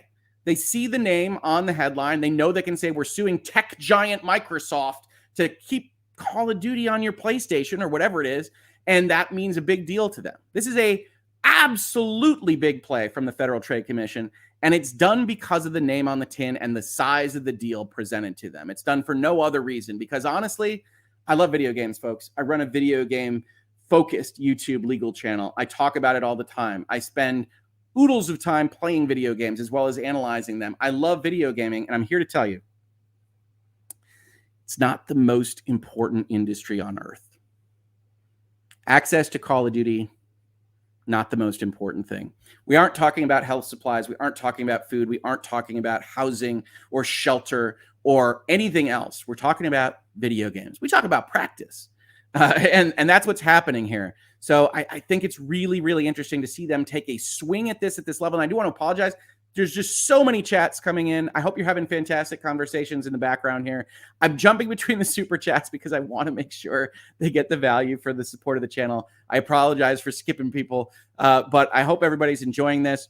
David Jaffe, hey, late to the chat. Am I right in thinking most judges would not support the FTC's logic to block that they offered up today? Based on their statement, I would say yes. I would say that you are correct in assuming that if we were to look at a judicial examination of the Federal Trade Commission's discussion points so far, and on the understanding that we haven't read their complaint yet, that the antitrust rules, the antitrust laws, and how you define a market and when there's market power and what is monopolistic activity, what it is to compete unfairly, to substantially lessen competition, that none of those historically, from my eyes, match up with what the Microsoft deal is, right? That what we're looking at is a very aggressive Federal Trade Commission push to try to frame things in a way that could potentially allow them to make the argument under antitrust laws. You see the reference to consumer welfare, but that it isn't very strong. It has never appeared very strong. I'm very interested in reading that complaint.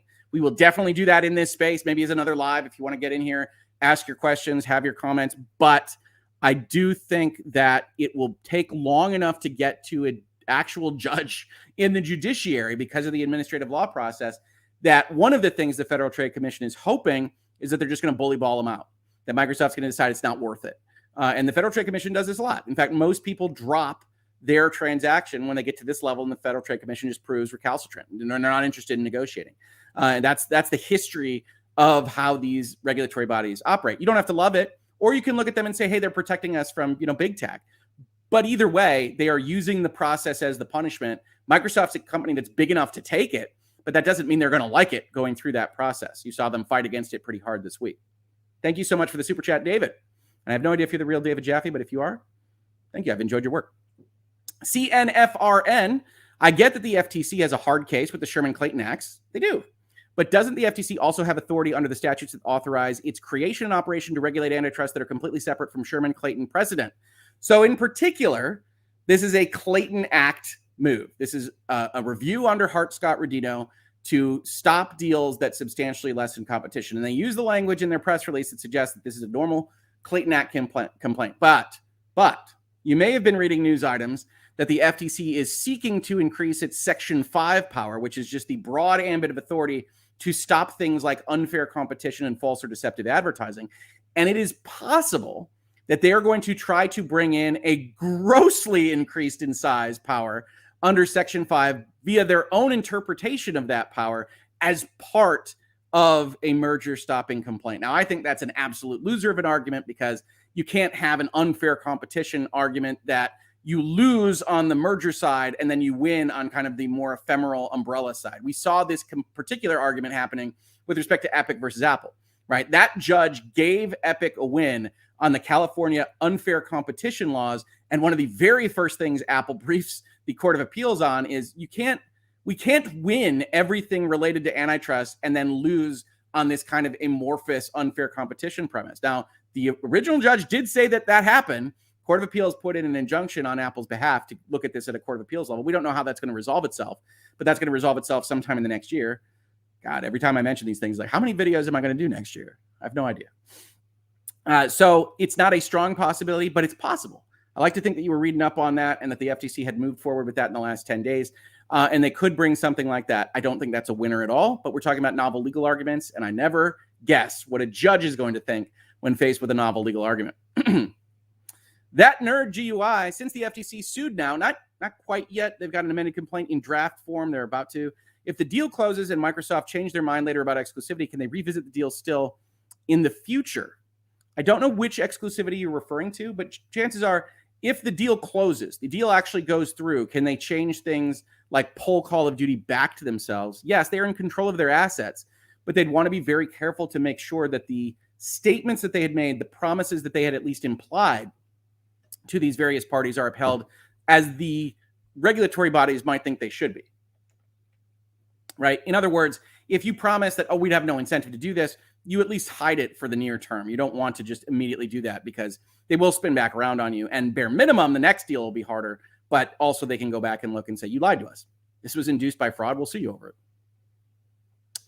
Merc Smitty, hey Rich, 2,000 people in the chat right now. Thank you so much, everybody. Off topic, but have you ever looked into Cloud Imperium Games and Star Citizen? I like it. Star Citizen question. Curious to hear your thoughts on their terms of service and marketing practices. I honestly think that Star Citizen as a product is the fundraising. And I think the people that want to buy pictures of ships or whatever and want to be a part of that process are getting what they are buying.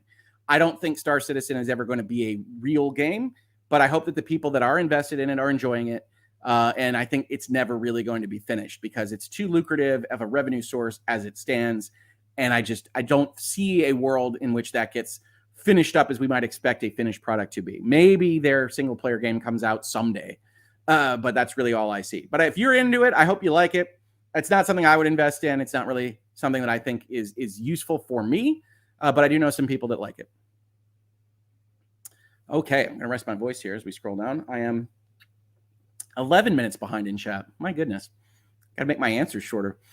Rubber Knob, they will make a soap opera out of this one day on Netflix called The Console Wars. LOL, someday. Might be next year. Who knows? You see me as a talking head on Netflix. I'll be just like Christopher Boozy. We'll see. Steve Perry, guess I'm watching Virtual Legality instead of the Game Awards this Thursday. Sorry, Jeff.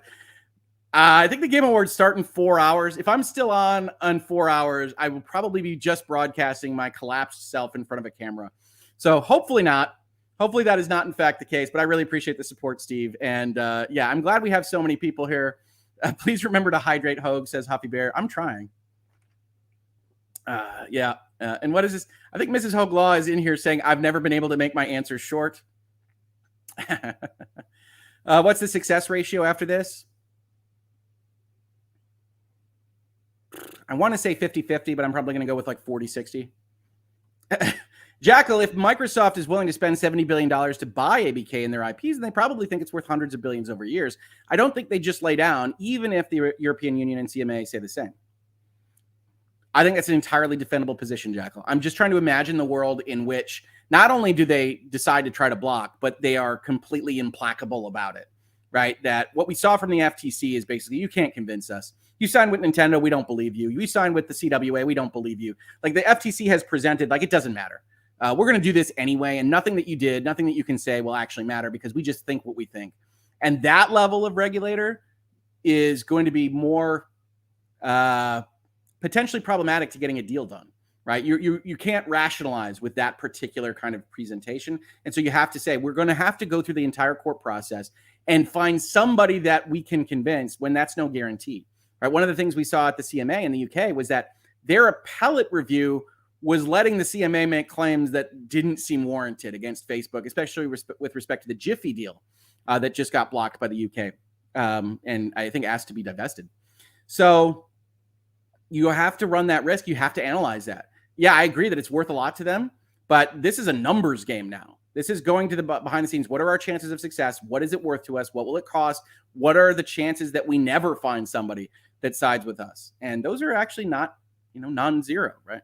Nurse Jojo became a YouTube member. Girl power on the profile picture. Thank you so much, Nurse Jojo. Glad to have you here. I hope you love your time as a member. Terrell Milliner, the FTC did not file for preliminary injunction to stop the deal in court. This seems significant, or am I reading too much? I've covered this a little bit. I don't think it's as significant as some are reporting because I don't think there's any risk of the deal trying to close over this kind of situation or close in the near term. They are not going to close without some notice of what's happening in Europe and what's happening in the United Kingdom, period. And so you're still looking at months out from a closing, so you don't need to file for a preliminary injunction if you are the FTC and also if you're trying to keep Microsoft out of court, the real court.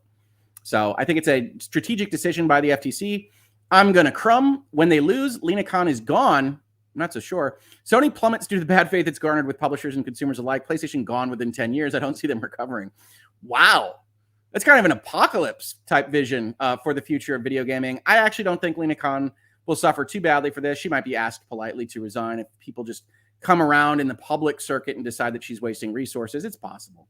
But I don't see Sony going anywhere. I think the big joke of all of the things that Sony has complained about is that they're not being terribly sincere. That I don't think Jim Ryan, I don't think Sony as a whole really thinks they will dissolve without Call of Duty or some of the Activision products.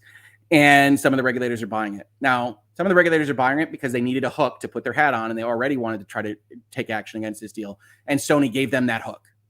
That's how I see it, at least. What else we got here? Fried melon. I still don't understand why these regulatory bodies are parroting the market leader and ignoring a third competitor. Nintendo just sits silently in the corner playing Splatoon. All because Microsoft's name is on the docket in a fragmented, non-essential market. That's idiotic, in my opinion. Fried melon, I'm not here to convince you otherwise. We've talked about these issues, and certainly I think just killing Nintendo and saying they're not a part of the gaming industry, looking at the Sony position of anything that hurts our market share is a hurting of competition is nuts. It's nutso. I'm going to continue to use that Shireen phrase. We're going to make a nutso shirt on this. Lawsuit Party 2022. I was there. It was nutso. I tend to agree with what you're saying here. The Federal Trade Commission gets to decide when they bring these suits, and they've decided to roll the dice, to go for broke. Giggity08, can you compare this to Amazon buying James Bond? MGM? Yeah, so essentially Amazon got the FTC to the level where they were really strongly thinking about blocking it. And Amazon demanded that they give them an answer. And ultimately, the FTC decided not to block it. And ultimately, what we're looking at is a situation where the Federal Trade Commission has changed in composition. They are one Republican removed. We talked about this earlier in the week, but the Federal Trade Commission has to have 5 members, 3 from one party, 2 from the other.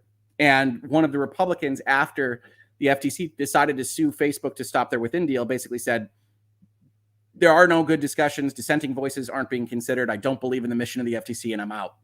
And so he left, and that vacancy has to be filled by the president, who is in no hurry to do so, because that's one of the Republican seats. So now you have a 4-person commission, which by statute can still take the actions it decides to take, with one less voice arguing against the Democrats in the role, and the Democrats, just in terms of politics here, we're not making value judgments, but the Republicans have tended over the past few years to side with allowing deals to go through without major evidence of problems. And the Democrats, especially Lena Khan and the Bedoya, the other new nominee to the commission, tend to go specifically in a more aggressive approach to policing these particular actions. And that leads to things like this. So whether or not that works for you is up to you, but you saw a differently composed FTC that wasn't quite in this aggressive stance when you were looking at Amazon and MGM. Hopefully that is a good answer. And again, it's longer than it should have been. I apologize, Mrs. Hoeg Law. Jose Gomez, do you think Microsoft's lawyers are all like, right now, I need a weapon? The Halo, famous line from Halo. So looking at this in retrospect, as we can now do here on Thursday, I suspect that Brad Smith in particular and Microsoft in general had knowledge that this wasn't going their way. And at that point, when they know it's not going their way, they were already ready for something like this. They were ready with their statements. They were ready with these kinds of things. We knew Brad Smith was going to talk to the Federal Trade Commission today, and it didn't work out for him. So I think they've already been weaponing up, honestly, and it'll be interesting to see. Here's co-counsel in the chat just saying hi. Hi, Mrs. Hoeg Law. It's good to have you here. Thank you so much. She's fantastic. Go follow her YouTube channel. It has one video, but it's a great video. Menko Kuhn, thank you, Hoeg, for the content. Wondering what is competitive in the video game industry about Microsoft having Azure to fund their purchase of publishers. Well, Microsoft has a whole lot more than Azure to fund their enterprise, right? One of the big worries about a giant tech conglomerate is they can have Windows money by video game companies. They can have Azure money by video game companies. That is a concern in terms of size and monetary allotment. But generally, it's a concern when your purchases and your acquisitions get you to a very high market concentration, right? And it'll be interesting to see what the FTC argues vis-a-vis market concentration, because in the distribution and publication markets, where you talk about what does Microsoft make, what does it distribute, it isn't very high. It's something like 10%. Activision is somewhere near there, 10 or 15%. You combine those, you still don't have something that looks like a substantial lessening of competition. What you do have is a company that has more power to compete with the Nintendos and the Sonys of the world, but you don't really have those kinds of market concentration issues that you have with other deals that you see blocked. Now, if you change that denominator, right, instead of talking about consoles, instead of talking about games or just distribution of video games, you change it to subscription services, or you change it to cloud services, or you change it to that kind of combination that the FTC hints that it's looking at in their headline. And you can say, well, that denominator is smaller. Game Pass is bigger with that denominator. And now we can start to see, okay, there might be a market concentration issue. Remember, buying Activision is essentially a horizontal and vertical merger at the same time. And so there's a number of different ways to kind of try to slice this onion. And the Federal Trade Commission is almost certainly trying to say that in these sub-markets, there's a market power problem. Now, the biggest issue the FTC has when looking at it from a judge's perspective way down the line, or maybe the administrative law judge, is that it is not at all obvious to me. In fact, it's pretty obvious that this isn't the case, that subscription services are a distinct market from the overall game distribution market. That buying a game is not a substitution for subscribing to a game. I don't see that. And I think that is the weakest argument that they have. And if they don't separate those markets, if you go back to the beginning of the Epic versus Apple playlist, I said setting the market is where all antitrust decisions are made. If you don't have that smaller market that you can actually hang your hat on, I don't think there's a case at all here. And Microsoft was depending throughout all of its statements to say, hey, we're only whatever we are, 5th in gaming, 7th in gaming, right? You include all of mobile, we're way down the line. You include Tencent and even Amazon and Google expenditures, we're way down the line. And what these regulatory bodies have seemingly focused on is, well, what about subscription services? And we're going to assume that is a completely separate market, that there are no substitutes for a Game Pass. And that's where they're hanging their hat. Does that work? I don't think it does.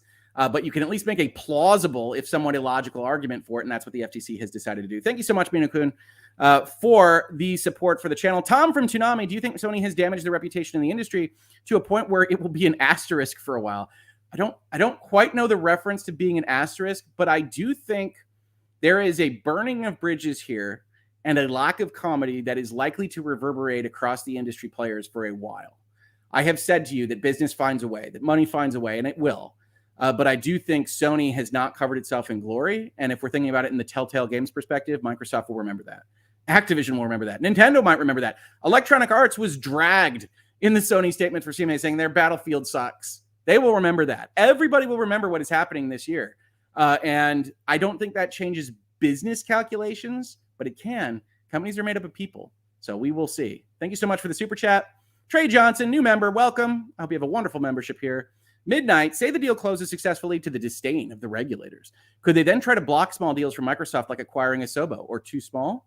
Nope, that's big enough. The threshold here is somewhere in the $400 million range. Yeah, the FTC could make life trouble.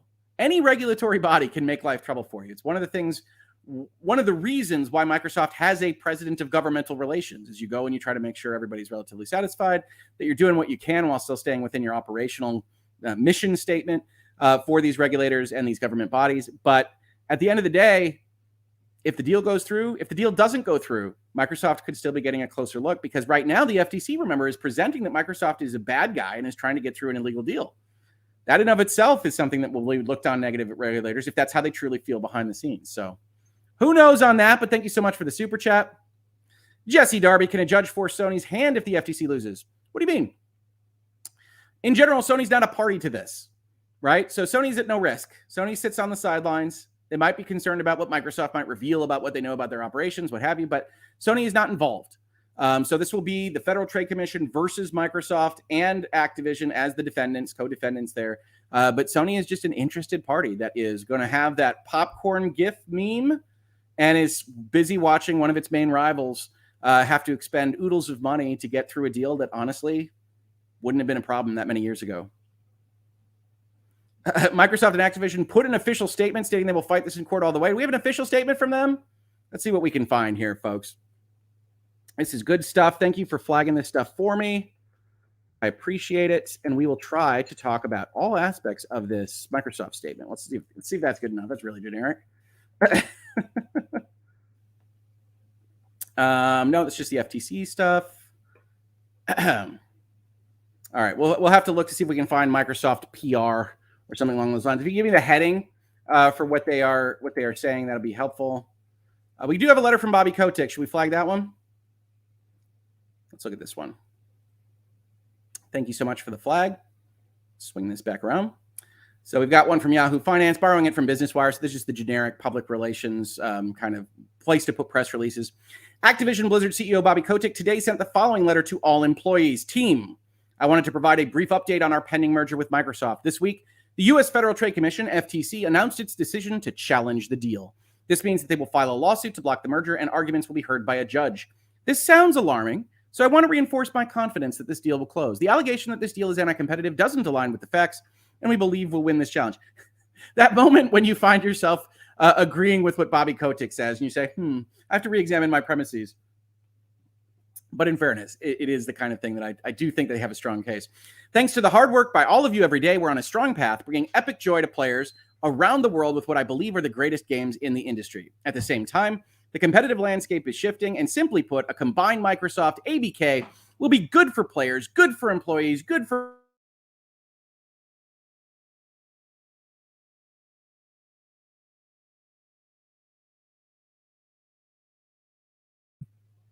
Sorry about that. Had an internet hiccup there.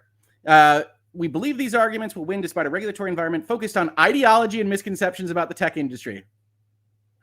Do any of you remember what the Activision response was to the lawsuit by California and how it was unhinged in attacking California for being only politics and a horrible place to do business, et cetera, et cetera?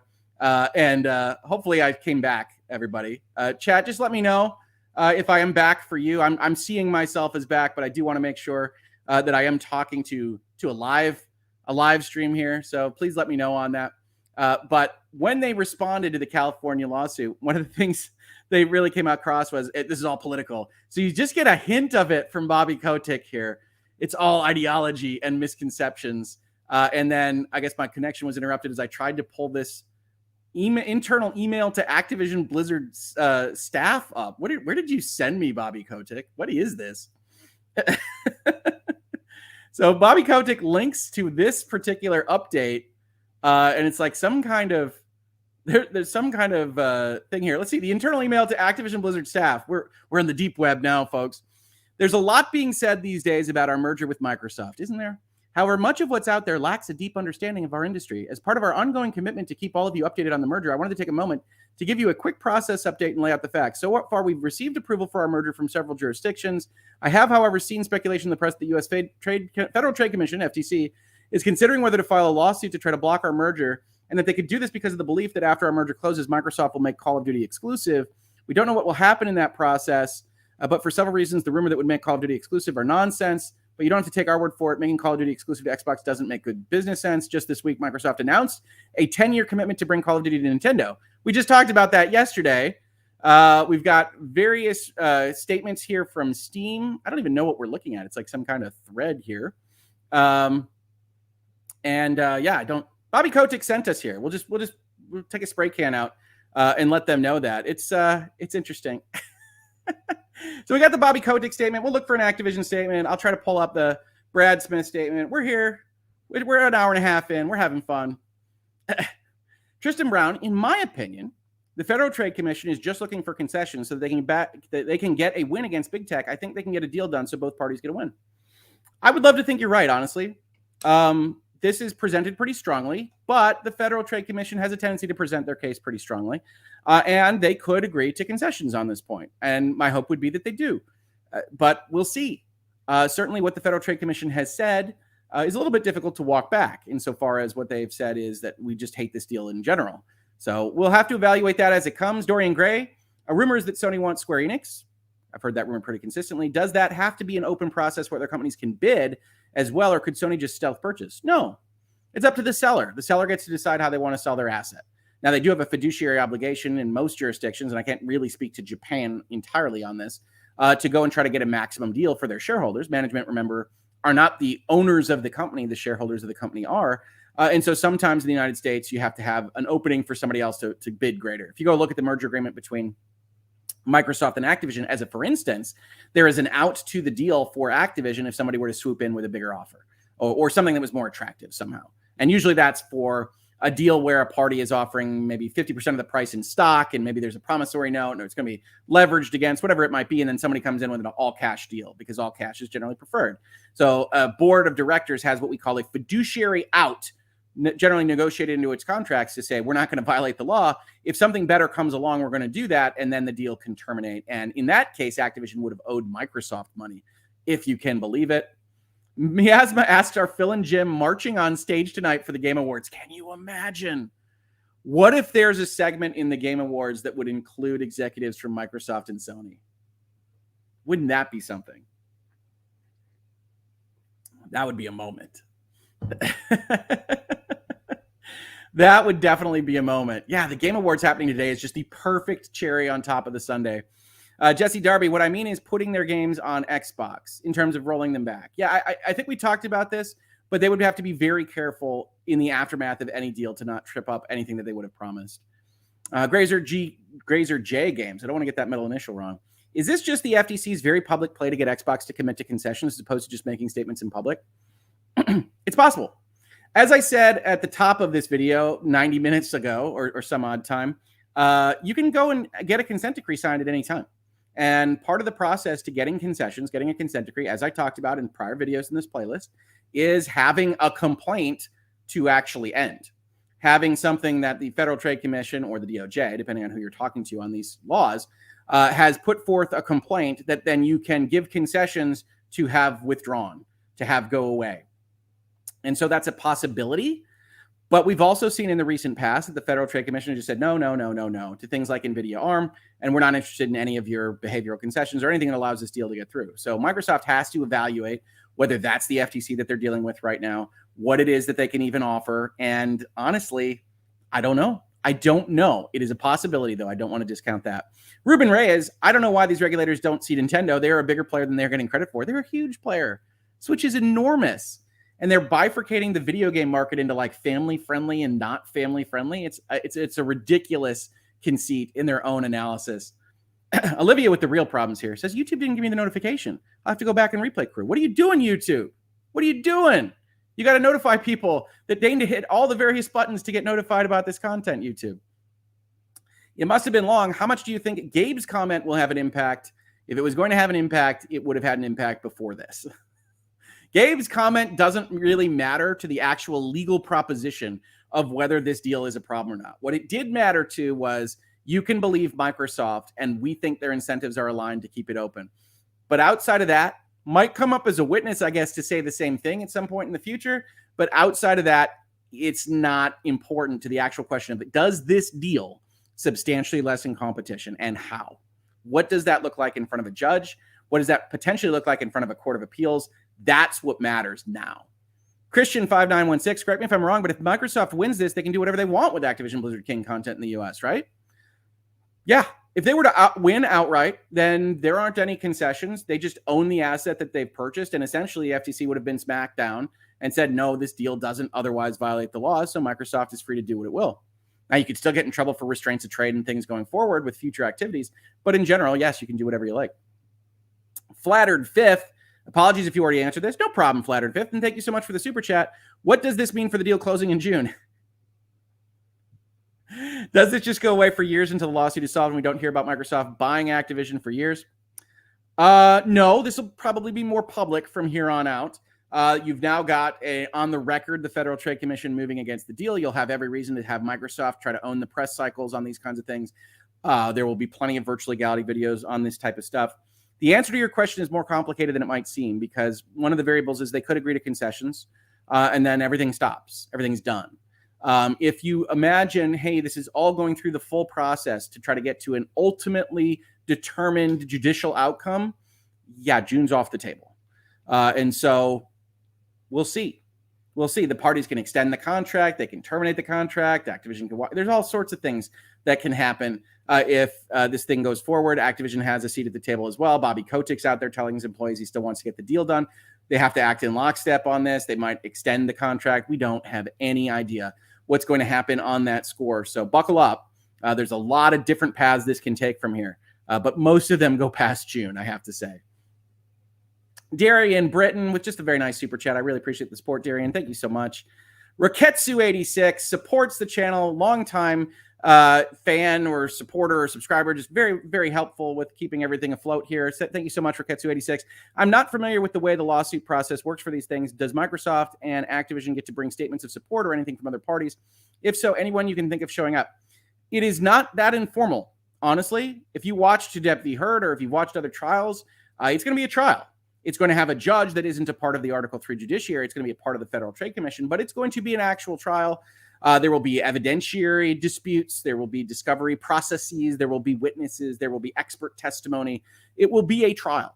And so it's just like you're thinking of in a normal courtroom, but statements of support probably isn't right when we think about the legal process, but you can certainly work in experts or work in people that are interested in the transaction to go and represent on your behalf. What it means to the industry, which can look a lot like a statement of support, right? We've seen things that were filed by publishers and developers to places like Brazil that said this deal doesn't cause us any heartburn at all. I've said in the past, Electronic Arts is actually probably really in favor of it because at the outside chance that the Call of Duty gets pulled into Xbox, that leaves a very big, wide open audience for their own products and services. Anything could happen. Honestly, it could be just absolute craziness. I said earlier in this video, we have never seen anything like this in gaming. We have never seen anything like this in gaming. So buckle up, get excited. Honestly, I joke about it, but it's a good day to have a legal analysis in the video game industry channel. And it'll be interesting to see what happens in the future. Darian, Sony has done a lot of third-party exclusive deals. The FTC's issue is Microsoft making former third-party content exclusive. So does Microsoft point out Sony's practices and it ends the practice industry-wide? No, probably not. So this challenge in particular is coming as a part of a Clayton Act challenge, which is specifically related to mergers, buying companies, combining entities, and in all cases, reducing the number of entities that are independently owned and operated, right? For an exclusive contract, that's just a contract term. So yes, you can challenge the overall practice through what we would call a Sherman Act claim that says it's an illegal restraint of trade, it's unfairly inducing competition, harming competition, whatever it might be. And I don't think that would actually succeed because, as the various jurisdictions have said in many different ways, this is the way that the video game industry have competed with itself forever. This is standard industry operations. This is what a reasonable participant in the industry would expect. So I don't see them suddenly turning around and saying keeping Final Fantasy 16 exclusive to your console for 6 months is an illegal restraint of trade. But who knows? Sky's the limit now. Sky is the limit now. Drawn TJ, can a judge throw it out? A judge can rule against the Federal Trade Commission. They can do it pretty early. But as I said before, the Federal Trade Commission owns that judge. Judge is a part of that body, and the Federal Trade Commission is the body to which you appeal to. And so what we've seen is that an administrative judge that holds against the FTC stands back for a minute and says, we are appealing that decision to ourselves, and we will now judge whether or not we were correct to bring that claim in the first instance. It is something of a catch-22 at the early stage of proceedings, and it does cost time and money and resources to anybody that gets sucked into the maelstrom. It's why it's being challenged in court right now. So we'll see, but a judge can rule against the Federal Trade Commission, and they have recently a couple of times. Anthony, What concessions could Microsoft actually offer besides a 10-year offer? They could offer Starfield and Redfall. I know they won't offer Call of Duty on PlayStation Plus, right? I do think that is the bright red line. That is the bridge too far for Microsoft. What they are purchasing these assets for is to differentiate Game Pass. That's what they want to do with it. That is almost certainly the major impetus behind this portion of the deal, remembering that King is the other one. Microsoft desperately wants to get into mobile, and the Federal Trade Commission has really no argument against that. And so you could see a split deal. You could see a divestiture, and they are only allowed to buy King. You could do all sorts of things. That doesn't make a lot of sense because of back office efficiencies and other stuff. But you could have that kind of offering as well. But yeah, I don't think Microsoft offers anything vis-a-vis putting Call of Duty on PlayStation Plus. I think that's going to be too far for them. All right, what else we got going here? Darian Britton, I asked because many of Sony's deals aren't months, they are years. Doesn't that limit competition? You could make the argument, and I certainly think, you go past the year mark, you see some long-term ones with Destiny. You can make the argument. They've never really been examined so far before. All industry participants are guilty of using exclusives to some extent, so I wouldn't expect it to be challenged at that level. But like I said, if Sony wins on this and Microsoft loses, and this was seen to be a big business coup, and it was, then yeah, sky's the limit. Sky's the limit. You could bring complaints. You can bring a regulatory action. You can have Epic versus Apple. Can you even imagine if we had Microsoft versus Sony? What in the world does that even look like? That they just sue for restraints of trade. They sue for harming the competitive landscape with exclusive deals. I don't have any idea. I personally think that's dumb. That would be a dumb move for the industry that both Microsoft and Sony and Nintendo kind of make out in the way that it's currently set up. But, who knows? If Microsoft starts playing as scorned, literally anything could happen. I do see some purple hearts in the chat. That is usually an Emily D. Baker sign. Emily D. Baker had a fantastic episode of Coffee and Cursey Words this morning that I got to sit back and listen to on chat. You should check out that archive. She is a wonderful legal commentator, and I'm very happy to see you in chat, Emily. I hope you're having a good one. My voice is going to give out here soon. This is whatever my 5th hour of streaming today. Favorite Tiger, do you think FTC will win the lawsuit, or do you think Microsoft will win? Realistically, my hope would be we'd get to a point where they just agree to some set of concessions. I think if we're actually looking at a lawsuit and it gets to the end of all things, the end of a lawsuit and a determination of some kind, I think we're looking at a Microsoft win. Microsoft has by far the stronger argument in traditional American antitrust jurisprudence, and judges are going to look at traditional American antitrust jurisprudence and not just whatever the regulatory body wants to construe these things as. And most judges would look at it and say, hey, you want to do these other things, you want to apply it in these different ways, go get the legislature to pass your laws. That's not my business, but we're going to hold that this isn't a violation of antitrust concerns. So we'll see, but I would say Microsoft has by far the stronger case than the FTC. Hell 9000, thank you so much for the super chat. I really appreciate it. That is very generous of you, and I really am very thankful for the support from all you folks that are coming out. More than 2,000 of you in the chat. If you could hit that like button and hit the subscribe and do what Emily D. Baker in our chat right now calls the YouTube-y things, I would really appreciate it. YouTube loves it when you do those various things. Midnight Jury, Microsoft, ABK, FTC, CMA, etc. Welcome to your life, Hoeg. LOL.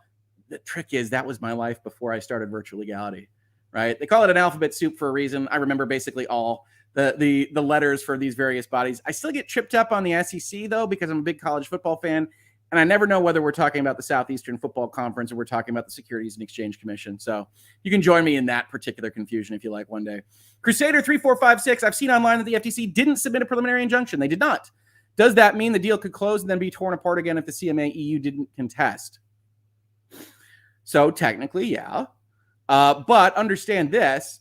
You're going to be in an ongoing litigation with the FTC about whether your deal should go through. If you decide to close over that and it gets pulled apart, you're going to have some shareholder complaints at the Microsoft level. So there's a lot of stuff to evaluate here. I think the stories that are coming out that say this means the deal can close are a bit optimistic as to what this means. In general, I can't promise anything, folks, but in general, you aren't going to close over. You aren't going to just close with an open condition like we're not currently under regulatory litigation. And we might take a look. We might do a short form video to just highlight the section in the merger agreement that says the closing conditions are thus, and one of them is no ongoing litigation. And say, so they would have to close over it. They would have to say we waive that condition in order to close. And I think probably you'd be silly to do that. But maybe Microsoft is saying that somewhere, and we'll find that on a later video. I think it would be a surprise if they went through with that.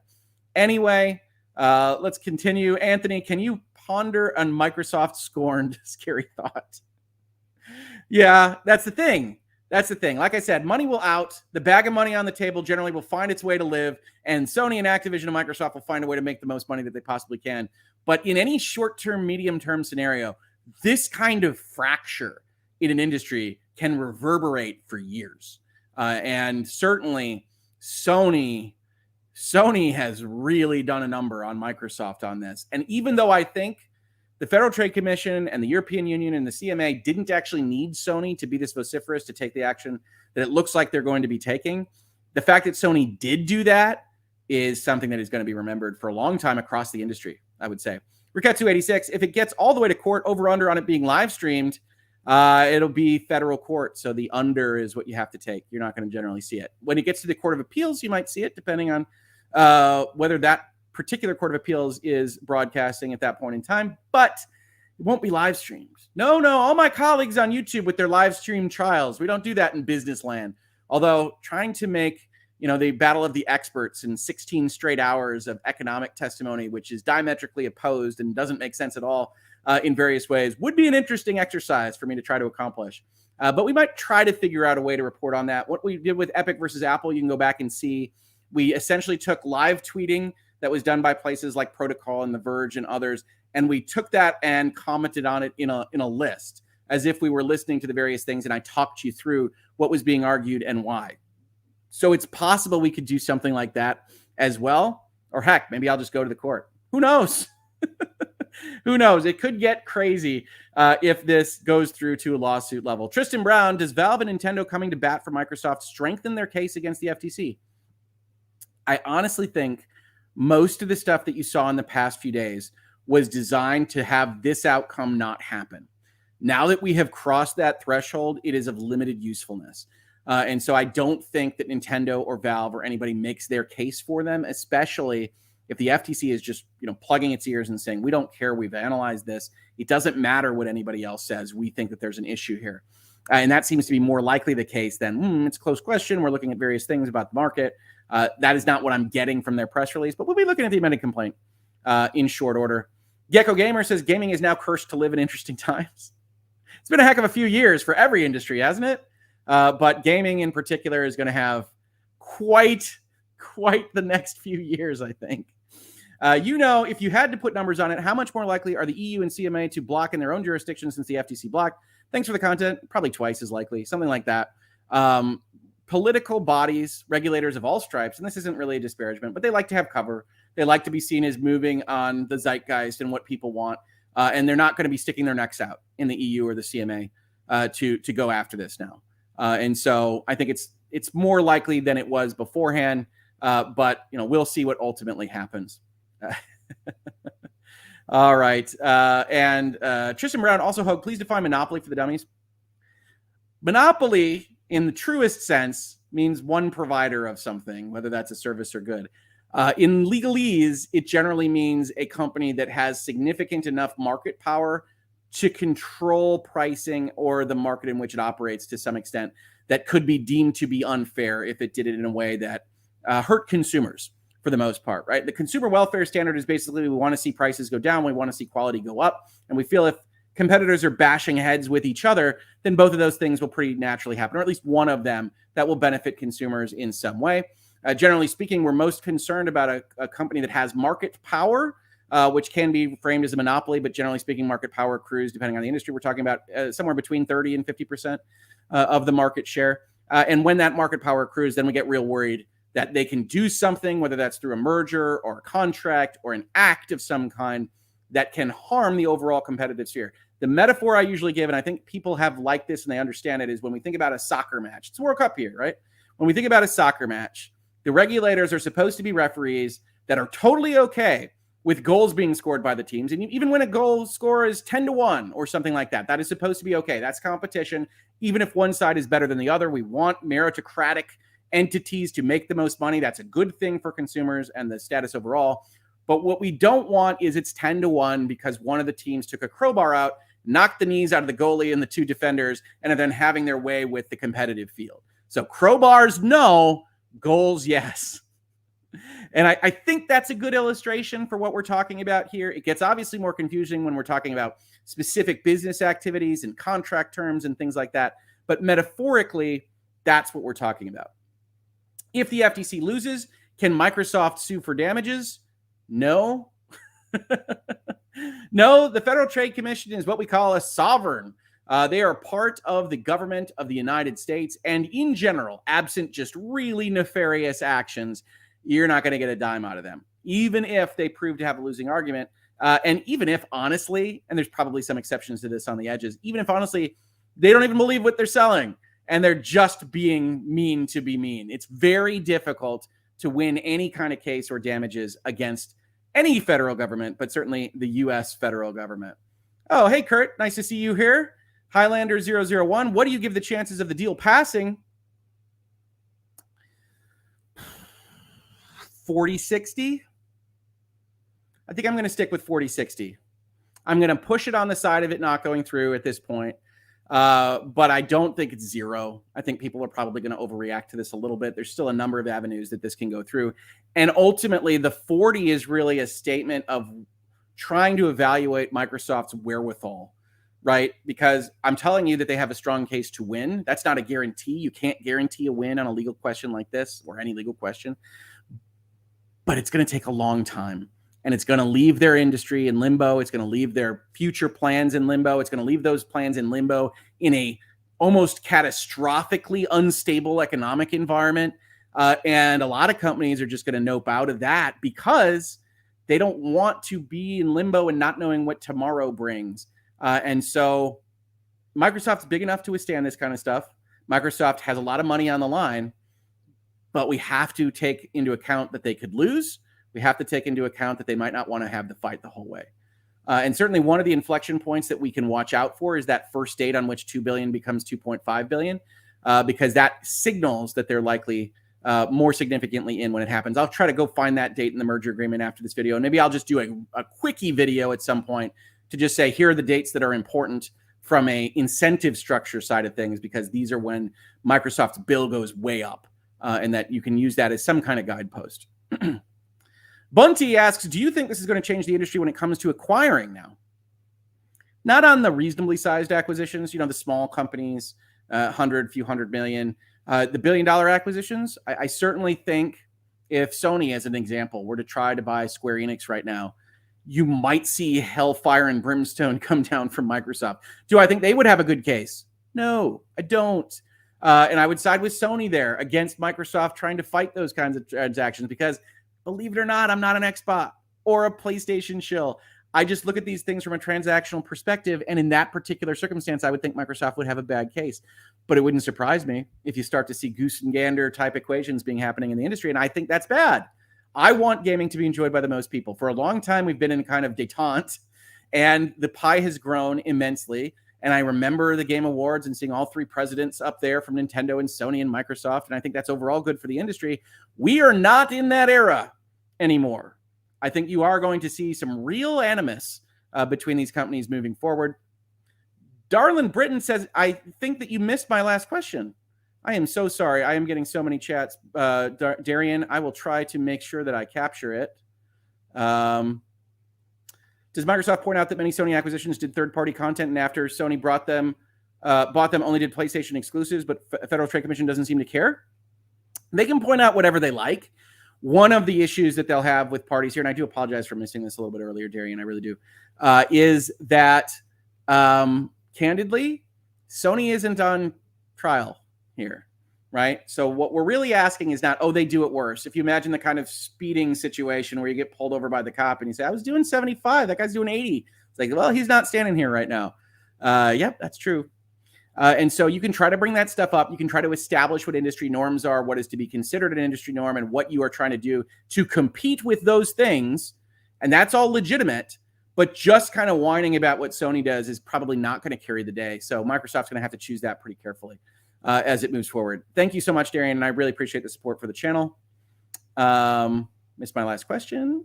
Gecko Gamer says, is it called soccer or football? even in American football, the refs generally, I don't think would allow crowbars to knock out people's knees. Some conferences, I'm not so sure, but I think in general, we're against crowbars at all major team organized sports. Midnight Jury, thank you for your coverage on this. As always, we're coming up on 2 hours here, so we're going to be trying to close it up pretty soon, but we'll see. Lucius, Augustus asks, virtual legality on Axon Enterprise versus the FTC. I'd have to look up that one, but I certainly think I have enough on my plate right now.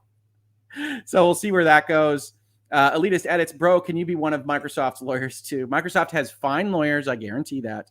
I have, in fact, negotiated with them in the past. Ains over at the Bitcast. Check out the Bitcast on Sundays at Season Gaming. I'm there all the time. He just says Hoeg lies. It's true. Yeah. Always a good supporter of me in the channel. Robert Brown, does Microsoft have an incentive to go to court to set a precedent that mergers at this level? Okay. Let me read that again. Does Microsoft have an incentive to go to court to set a precedent that mergers at this level are okay?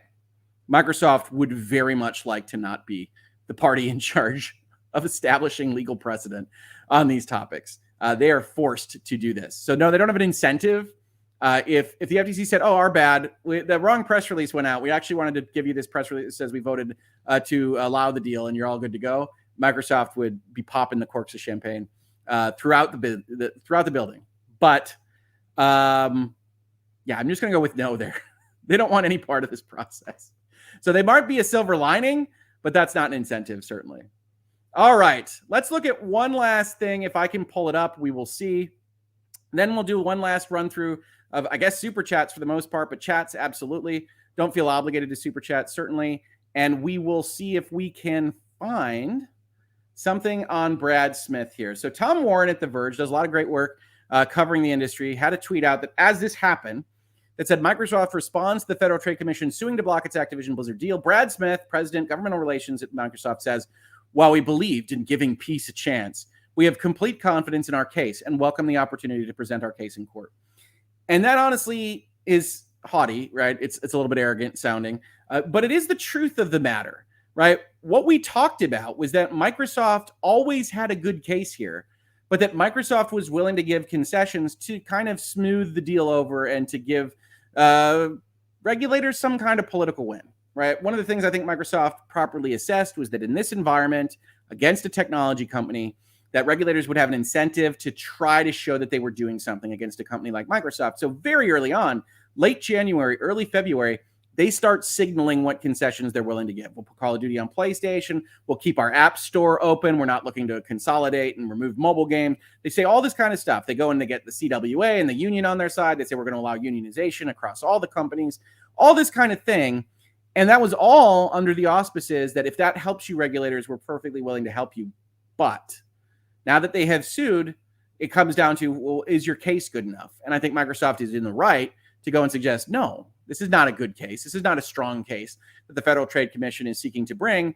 And so we'll talk about it with those words now and not the sweetness and light that we have been putting forth. The Verge article here talks about what the FTC is arguing. We read their statement on that. The vote from the FTC commissioners today means Microsoft now faces significant hurdles to getting its Activision Blizzard deal complete. Regulators in the UK and EU are also scrutinizing the deal closely.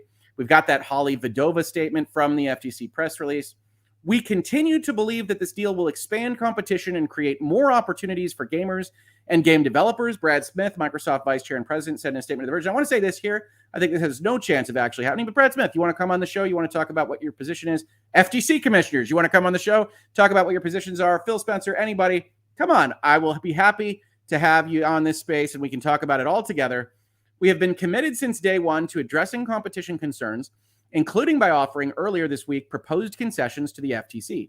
Now, this is interesting. We didn't actually see this formally before, right? So even in the absence of a complaint document, Microsoft offered concessions to the FTC, which presumably included most prominently the 10-year deal to Sony for Call of Duty. While we believed in giving peace a chance, we have complete confidence in our case and welcome the opportunity to present our case in court. Company's corporate vice president of communications, Frank X. Shaw, also tweeted a link to a document titled Get the Facts, How Microsoft is Committed to Growing Gaming Communities. I'm not sure if that is from today or not. We can look that up in real time. So you can see this is I've got fantastic folks that help me out here. Here's LeChonk Law at H_Sensa on Twitter. Flags these things at Hoeg Law. I'm sure I got just oodles of flags all over the place. But get the facts. How is Microsoft committed to gaming? I don't know where this comes from. This is just an undated document. Microsoft's strategy for Call of Duty is consistent with our approach to integrating previous gaming franchises with broad pre-existing communities. Continue to develop the acquired franchises, distribute content broadly, grow the community, and continue to sell and monetize across platforms. Multiplayer games thrive when player bases are active and growing. They've got interview points from June of 2022, September of 2022. Our commitments for ZeniMax. Microsoft announced the acquisition of ZeniMax in September of 2020. Shortly after the acquisition was announced, Bloomberg reported the following on the availability of ZeniMax Media games. Bethesda had previously agreed to debut 2 of its upcoming games, Deathloop and Ghostwire Tokyo, on Sony's PlayStation rather than Xbox. Both games were announced as timed console exclusives. Microsoft will keep that commitment, which they did. We saw that in action with Deathloop and Ghostwire Tokyo. In its merger notice to the European Commission on ZeniMax, Microsoft stated Microsoft will honor all of ZeniMax's obligations to continue making its current games available on other gaming hardware. And it further stated Microsoft will not make any existing ZeniMax games exclusive to Xbox.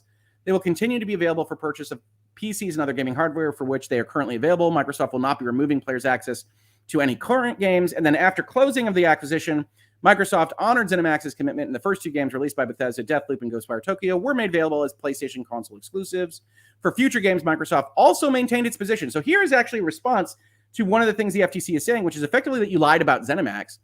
In its merger notice to the European Commission on ZeniMax, Microsoft stated future decisions on whether to distribute ZeniMax games for other consoles will be made on a case-by-case basis, taking into account player demand and sentiment. Factors that will inform Microsoft's decision-making on future games include consumer demand and preference, and the willingness of third parties to work with Microsoft to launch games for their devices.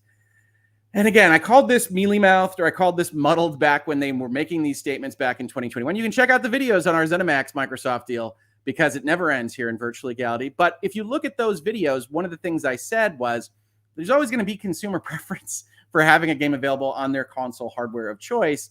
So this doesn't quite seal the deal. And here's where the FTC called them out as lying. I don't think that's warranted, but you can see how the FTC got to the position that it got to. It further stated for future ZeniMax games, Microsoft intends to make these games available for purchase on PC and where the games are designed as native mobile games on mobile devices running both iOS and Android. Future decisions on whether to distribute ZeniMax games for other consoles will be made on a case-by-case basis, taking into account the player demand and sentiment, Microsoft's strategic and financial goals, and the willingness of third-party gaming hardware providers to run Microsoft gaming and service. This makes it broad enough that it's not a lie. We decided we would make more money making it exclusive. Is still included in this sentence, but it's not a very useful lie if the FTC says, well, you were playing games. Microsoft will make all acquired games and future releases available to subscribers of its Game Pass service on the day the games are launched, but does not currently anticipate distributing them through other subscription services. This is the bridge too far, right? They are going to put these games that they are purchasing on Game Pass. They are not putting them on PlayStation Plus. They're not putting them on Nintendo Online Expansion Pass #2 or anything like that. This reflects Microsoft's broader strategy to promote a subscription-based model, which it believes will generate value and choice for game players. This policy would not preclude players from downloading or buying the games outside of Xbox Game Pass. Microsoft anticipates that existing games and future multi-platform games will be available for purchase from relevant digital storefronts of all major consoles and PCs. Now, this is also playing a little game, right? Microsoft anticipates that existing games and future multi-platform games will be available for purchase from relevant digital storefronts on all major consoles and PCs. What's doing the work here? Things that are already self-designated as multi-platform games. We're not going to designate everything as multi-platform, but you can see how a regulator would look at this and say, all right, Microsoft, here's our problem. You're giving us a concession document. You're saying certain things about promises. You're putting a neutrality agreement in front of us, and you're saying certain things about promises. It can't be the case that we have to parse every possible meaning of every possible thing and just allow you to walk through these technical loopholes. And honestly, the Federal Trade Commission could be being very humble here and saying, we can't anticipate what kind of landmines you've built in here. And you've played enough games with the European Commission on the ZeniMax stuff that we think that they thought that this was making a certain kind of multi-platform commitment, that it's clear now that you weren't, but we feel like you kind of took advantage of that particular statement. I'm not saying that's a great argument, and I'm not saying that that makes the Federal Trade Commission's case stronger, but you can see how they get there when this is Microsoft's position as they put forth. This is their strongest foot forward from their press releases that says, this is what we told them. And as a lawyer, I can look at this and say, yeah, they didn't violate this. As a human being, I can say, I can see I can see how you could get upset about what actually happened here and make it a part of your statement. I think this is that's Bethesda commitments for Call of Duty. We talked about this. Brad Smith says in February, very close to the actual deal announcement.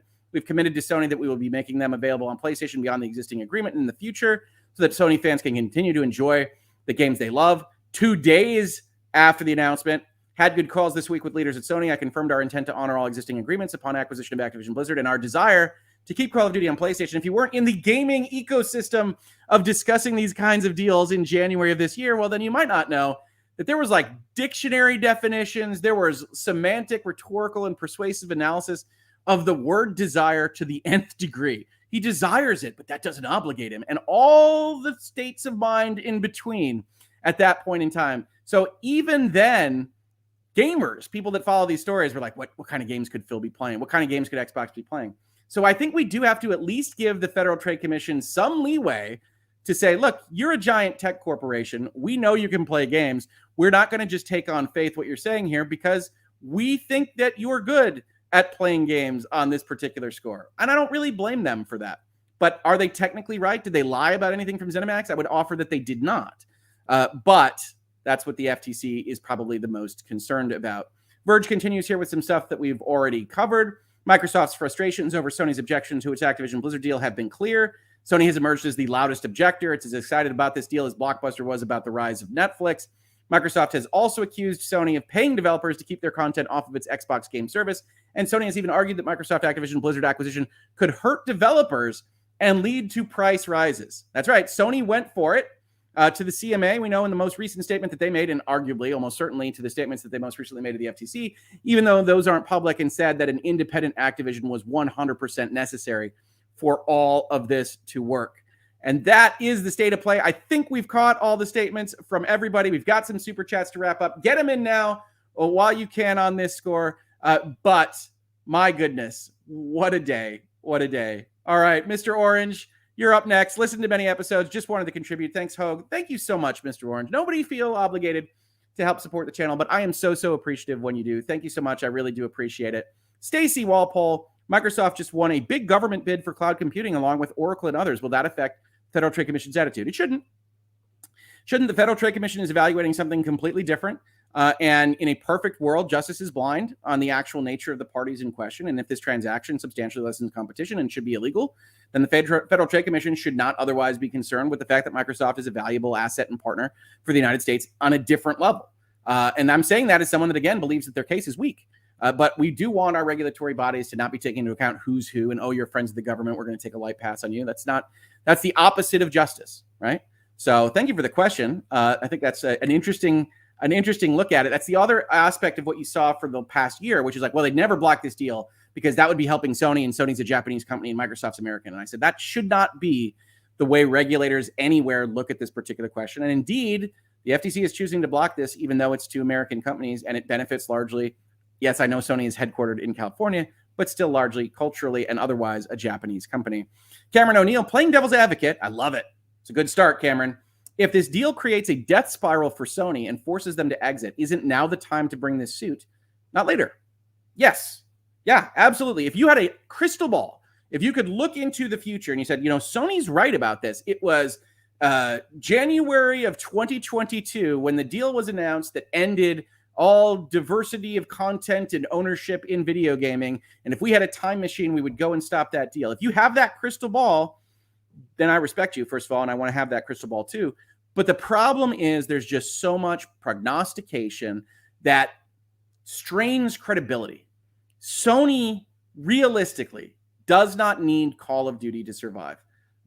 But Call of Duty is in some respects a red herring, right? And I think Microsoft might actually be doing it a bit of a disservice in their own statements that we just read, focusing on Call of Duty in a couple of those sections, because I do think it is just a red herring for we think you're taking over too much space in gaming, whether that's console, whether that's subscription services, whether that's cloud gaming, and that the Call of Duty issue just really isn't the be-all, end-all. Now, they're focused on that because that's how CMA framed it. That's how Sony has framed it, and I understand that. I think it's the right place to focus generally, but I don't think the Federal Trade Commission, at least in their press release, really focuses specifically on Call of Duty as much as they focus on just control of the industry and content in general. So we'll have to see how this goes. But yes, playing devil's advocate, if you knew for certain that this was going to collapse the video game market in some fundamental way, then yes, now is the time to bring suit. My argument is that is not at all clear from the evidence, and you aren't just allowed to guess on these things. This is a lot of money. This is a lot of people's livelihoods. This is a future for a lot of folks that you are messing with, and so you better be darn sure, and that's what the legal system and the regulatory system is designed to protect. Jam Axes? Close? If Microsoft wins, do they have to give Sony any of the concessions they had promised? No. If I was them, if I win, I will make Call of Duty DLC exclusive to Game Pass. So if Microsoft just were to win, then what that means legally is that their deal does not lessen competition, that it is not illegal. At that point, you don't have to offer concessions for anything because there's nothing to concede to. What you are conceding to in the world in which you're giving concessions is this is illegal, but for these promises that I have made that make the deal not illegal. If your deal is not illegal to start out with, no, you don't have any obligations other than contractual commitments that you might otherwise enter into that are separate from this process, even though they're related there too, right? They've signed a contract, we are told, with Nintendo. That doesn't go away whether or not they win or lose this deal. It's just conditioned on them actually getting the transaction done. But they would still be obligated even if they won a court case all the way down the line. Ohio boy with the giant Brutus Buckeye. Mr. Hoeg, thank you for all you do. You know what? That means a lot, Brutus. That means a lot.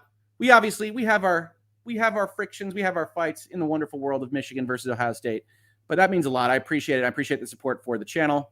Dan says the Axios is reporting that the FTC chose to file the complaint in its own administrative court, not in federal court. The agency is not seeking a preliminary injunction. Right, and that's one of the pieces of information that we've certainly gotten. They aren't looking for a federal court to block.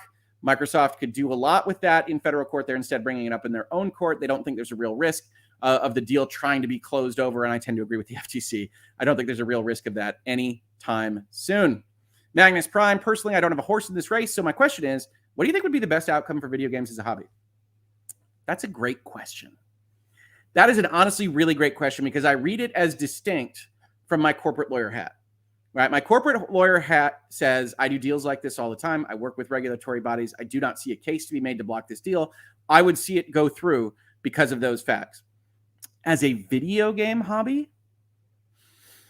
I am always a little bit wary of ultra consolidation. I think you see that a little bit with Disney and pop culture, which is not so much that everything goes to hell in a handbasket all at once, but that having one ownership, even a giant corporation in ownership of things as fundamental as art and culture and media and whatnot, has a tendency to make that art and culture and media a similar flavor, right? And regardless of whether or not that flavor is good, sometimes you've just had 28 straight days of pizza and you'd like to try a burger next, or, something better than those things. But either way, if Microsoft owns 34 development houses and they have all these major IPs, I do worry fundamentally that they start to all taste the same. They all start to feel the same. And we do see that with Disney a little bit. And I also worry about the fact that Microsoft, in its ownership of these new developers, hasn't really worked its pipelines out, hasn't gotten a lot of games out on a kind of reasonable time frame. Now, they had the pandemic. They went through the COVID years. So I think there's excuses to be had there. But I would worry about, hey, if they have all of those eggs in that basket, we very much need, as gamers, that basket to be churning out. What do baskets churn out? I guess they throw the eggs out. I don't know. We'll work on this metaphor in a future video. But you want them to be fully operational. And if they aren't, then that's a problem as well. So I think independent Activision has management issues. I don't love that Activision moved all of its own eggs into the Call of Duty basket. I love Crash Bandicoot. I love Spyro the Dragon. I would have them make other types of games at the same time as Call of Duty. So overall, I'm going to say that I am in favor of the deal for video games because I think a strong and competitive Xbox helps to police some of the more egregious behaviors of its main competitor in Sony and their PlayStation. And I would see that industry be more competitive at that level because I think it benefits everybody. But I would be worried about that kind of vanillization of the output of Microsoft. Fantastic question, Magnus Prime. And I love this is a man riding a dinosaur as a profile image. I love it. Thank you so much. And I appreciate the support of the channel. JR Poll, hey Hoeg. Elizabeth Warren commented, check your DMs. Elizabeth Warren, I think I could probably do an Elizabeth Warren court kind of statement already. It's about time that the antitrust laws are used for the benefit of consumers. And this is what we've long been asking for our regulatory institutions to do. We stand with the Federal Trade Commission in this. We will see. We will see what this says. Let's see if I can pull yours up. All right, Elizabeth Warren has a comment. Let's see if we can now bring this up. It's way too many buttons for me. I need a producer. Elizabeth Warren with the tweet. Corporate monopolies have had free rein to hike prices and harm workers, but now the Biden administration is committed to promoting competition. I urged Lina Khan to scrutinize Microsoft's proposed merger with the Activision and welcome this FTC action to block it. All right, so a couple of things here. One, Senator Warren urged the FTC to scrutinize the deal primarily for the benefit of workers and labor organizations, and that they were concerned about monopsony control over the video game development market. Now, that argument was somewhat derailed by the fact that the CWA, the main union that is unionizing Activision and now currently unionizing at ZeniMax, a subsidiary of Microsoft a few levels down, is on board with the deal and says that it will be a great advantage to workers because of Activision coming under new management and Microsoft's neutrality in favor of labor. The FTC basically didn't use any of the arguments the senators brought in their claim on this particular issue, and furthermore, definitely didn't bring up, at least in their press release, anything on monopsony power or labor itself. So Elizabeth Warren doesn't like tech deals. That's her prerogative. She's been elected as a representative of the people. And certainly I think these opinions are important to take note of. But it is interesting to see that the exact reasons why the senators wanted this deal stopped didn't appear to matter that much to the Federal Trade Commission. Thank you so much for flagging that for me. I really appreciate all the help I've been consistently getting from folks. Again, I just came on live and said, let's just talk this through. And so every little bit has helped me get this done. And I think you'll probably see some quotes from me in the New York Post very soon. I was actually on the phone with them when this all came down. Timur Sultanov, I really want Microsoft to win and solve the problem of Blizzard workers being overworked and understaffed, which made my favorite game, Hearthstone, much more worse lately. Well, I can understand that. I think it makes sense to me that someone would look at Activision and its output and say, I don't think they're being managed very well. I don't think they're being run very well. I would see management change. Now, the one caution I would have there is there's no guarantee that new management is better. I think you've probably seen that throughout all sorts of companies and enterprises in your life. But I certainly understand the impulse to say, let's just change something, because Activision clearly feels like a hellscape from everything that's been said, all the things that have come out from employees, et cetera. And I do have to give the disclaimer here. My brother, up until last year, was an employee of an Activision subsidiary. And so, take that with whatever grain of salt you want, apply whatever tilt you want on that. But I have talked to, Activision developers about their roles there. So I understand feeling that way. But whether or not that is the correct purview for the antitrust regulations to either concern themselves with or ignore, because, hey, we'd like to see Activision under new management, so we should ignore a potentially violative transaction. I would still see the rule of law be blind on these topics, but we do have to take everything into account. It's not in a vacuum that we're looking at. Steve Perry, might Microsoft be motivated to take this all the way to a judicial decision to establish precedent that would make future acquisitions easier? So I kind of talked about this earlier.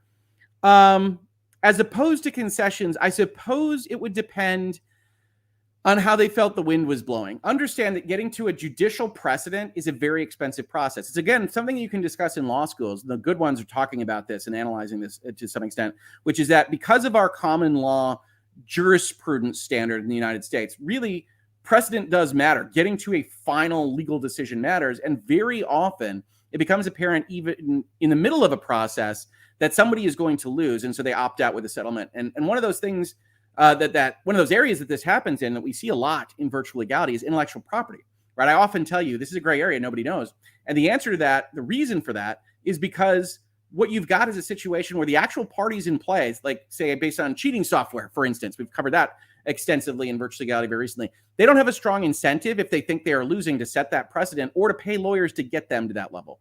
So to actually get a judicial precedent in a civil action amongst commercial entities, to some extent, you need one or both parties to be crazy, to be acting irrationally. We are definitely going to win this. Let's take it to the end, from both sides, to get something on paper on one of these, because otherwise you're a business, you're cold, you're calculating, and you opt out as soon as it looks like the tides have turned against you, right? You get these settlements.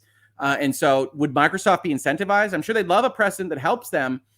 I don't know that their $70 billion acquisition of a giant video game publisher actually is broadly applicable in other directions for them. And if they were offered an off-ramp that would save them considerable time, money, and resources, and free up all of the same for moving forward with their business operations, I think they would take it in a heartbeat.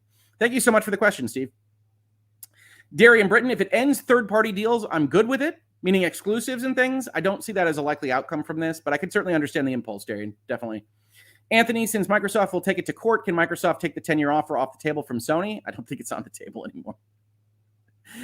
Since concessions didn't work for regulators, I don't think Microsoft would actually, they would probably pull it and say, hey, we're not going to do anything to upend what the status quo is while we discuss this in litigation and converse with the FTC on this. But Sony was clearly not interested in actually pursuing that course. They have decided to try to burn the house down. And at this point in time, they've succeeded.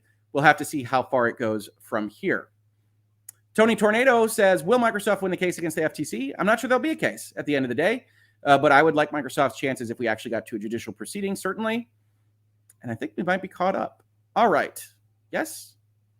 Oh, close. Fuzzy Beard number 3, FTC lost the first time, and they'll try when they have an even less shot at it. The first time being the 90s? So this is a completely different case from the 90s. The 90s was actually bought by the Department of Justice. Both the Department of Justice and the Federal Trade Commission have purview over our antitrust laws because we don't do anything easy in the United States. But I think this is a completely separate case. So we'll see what they do.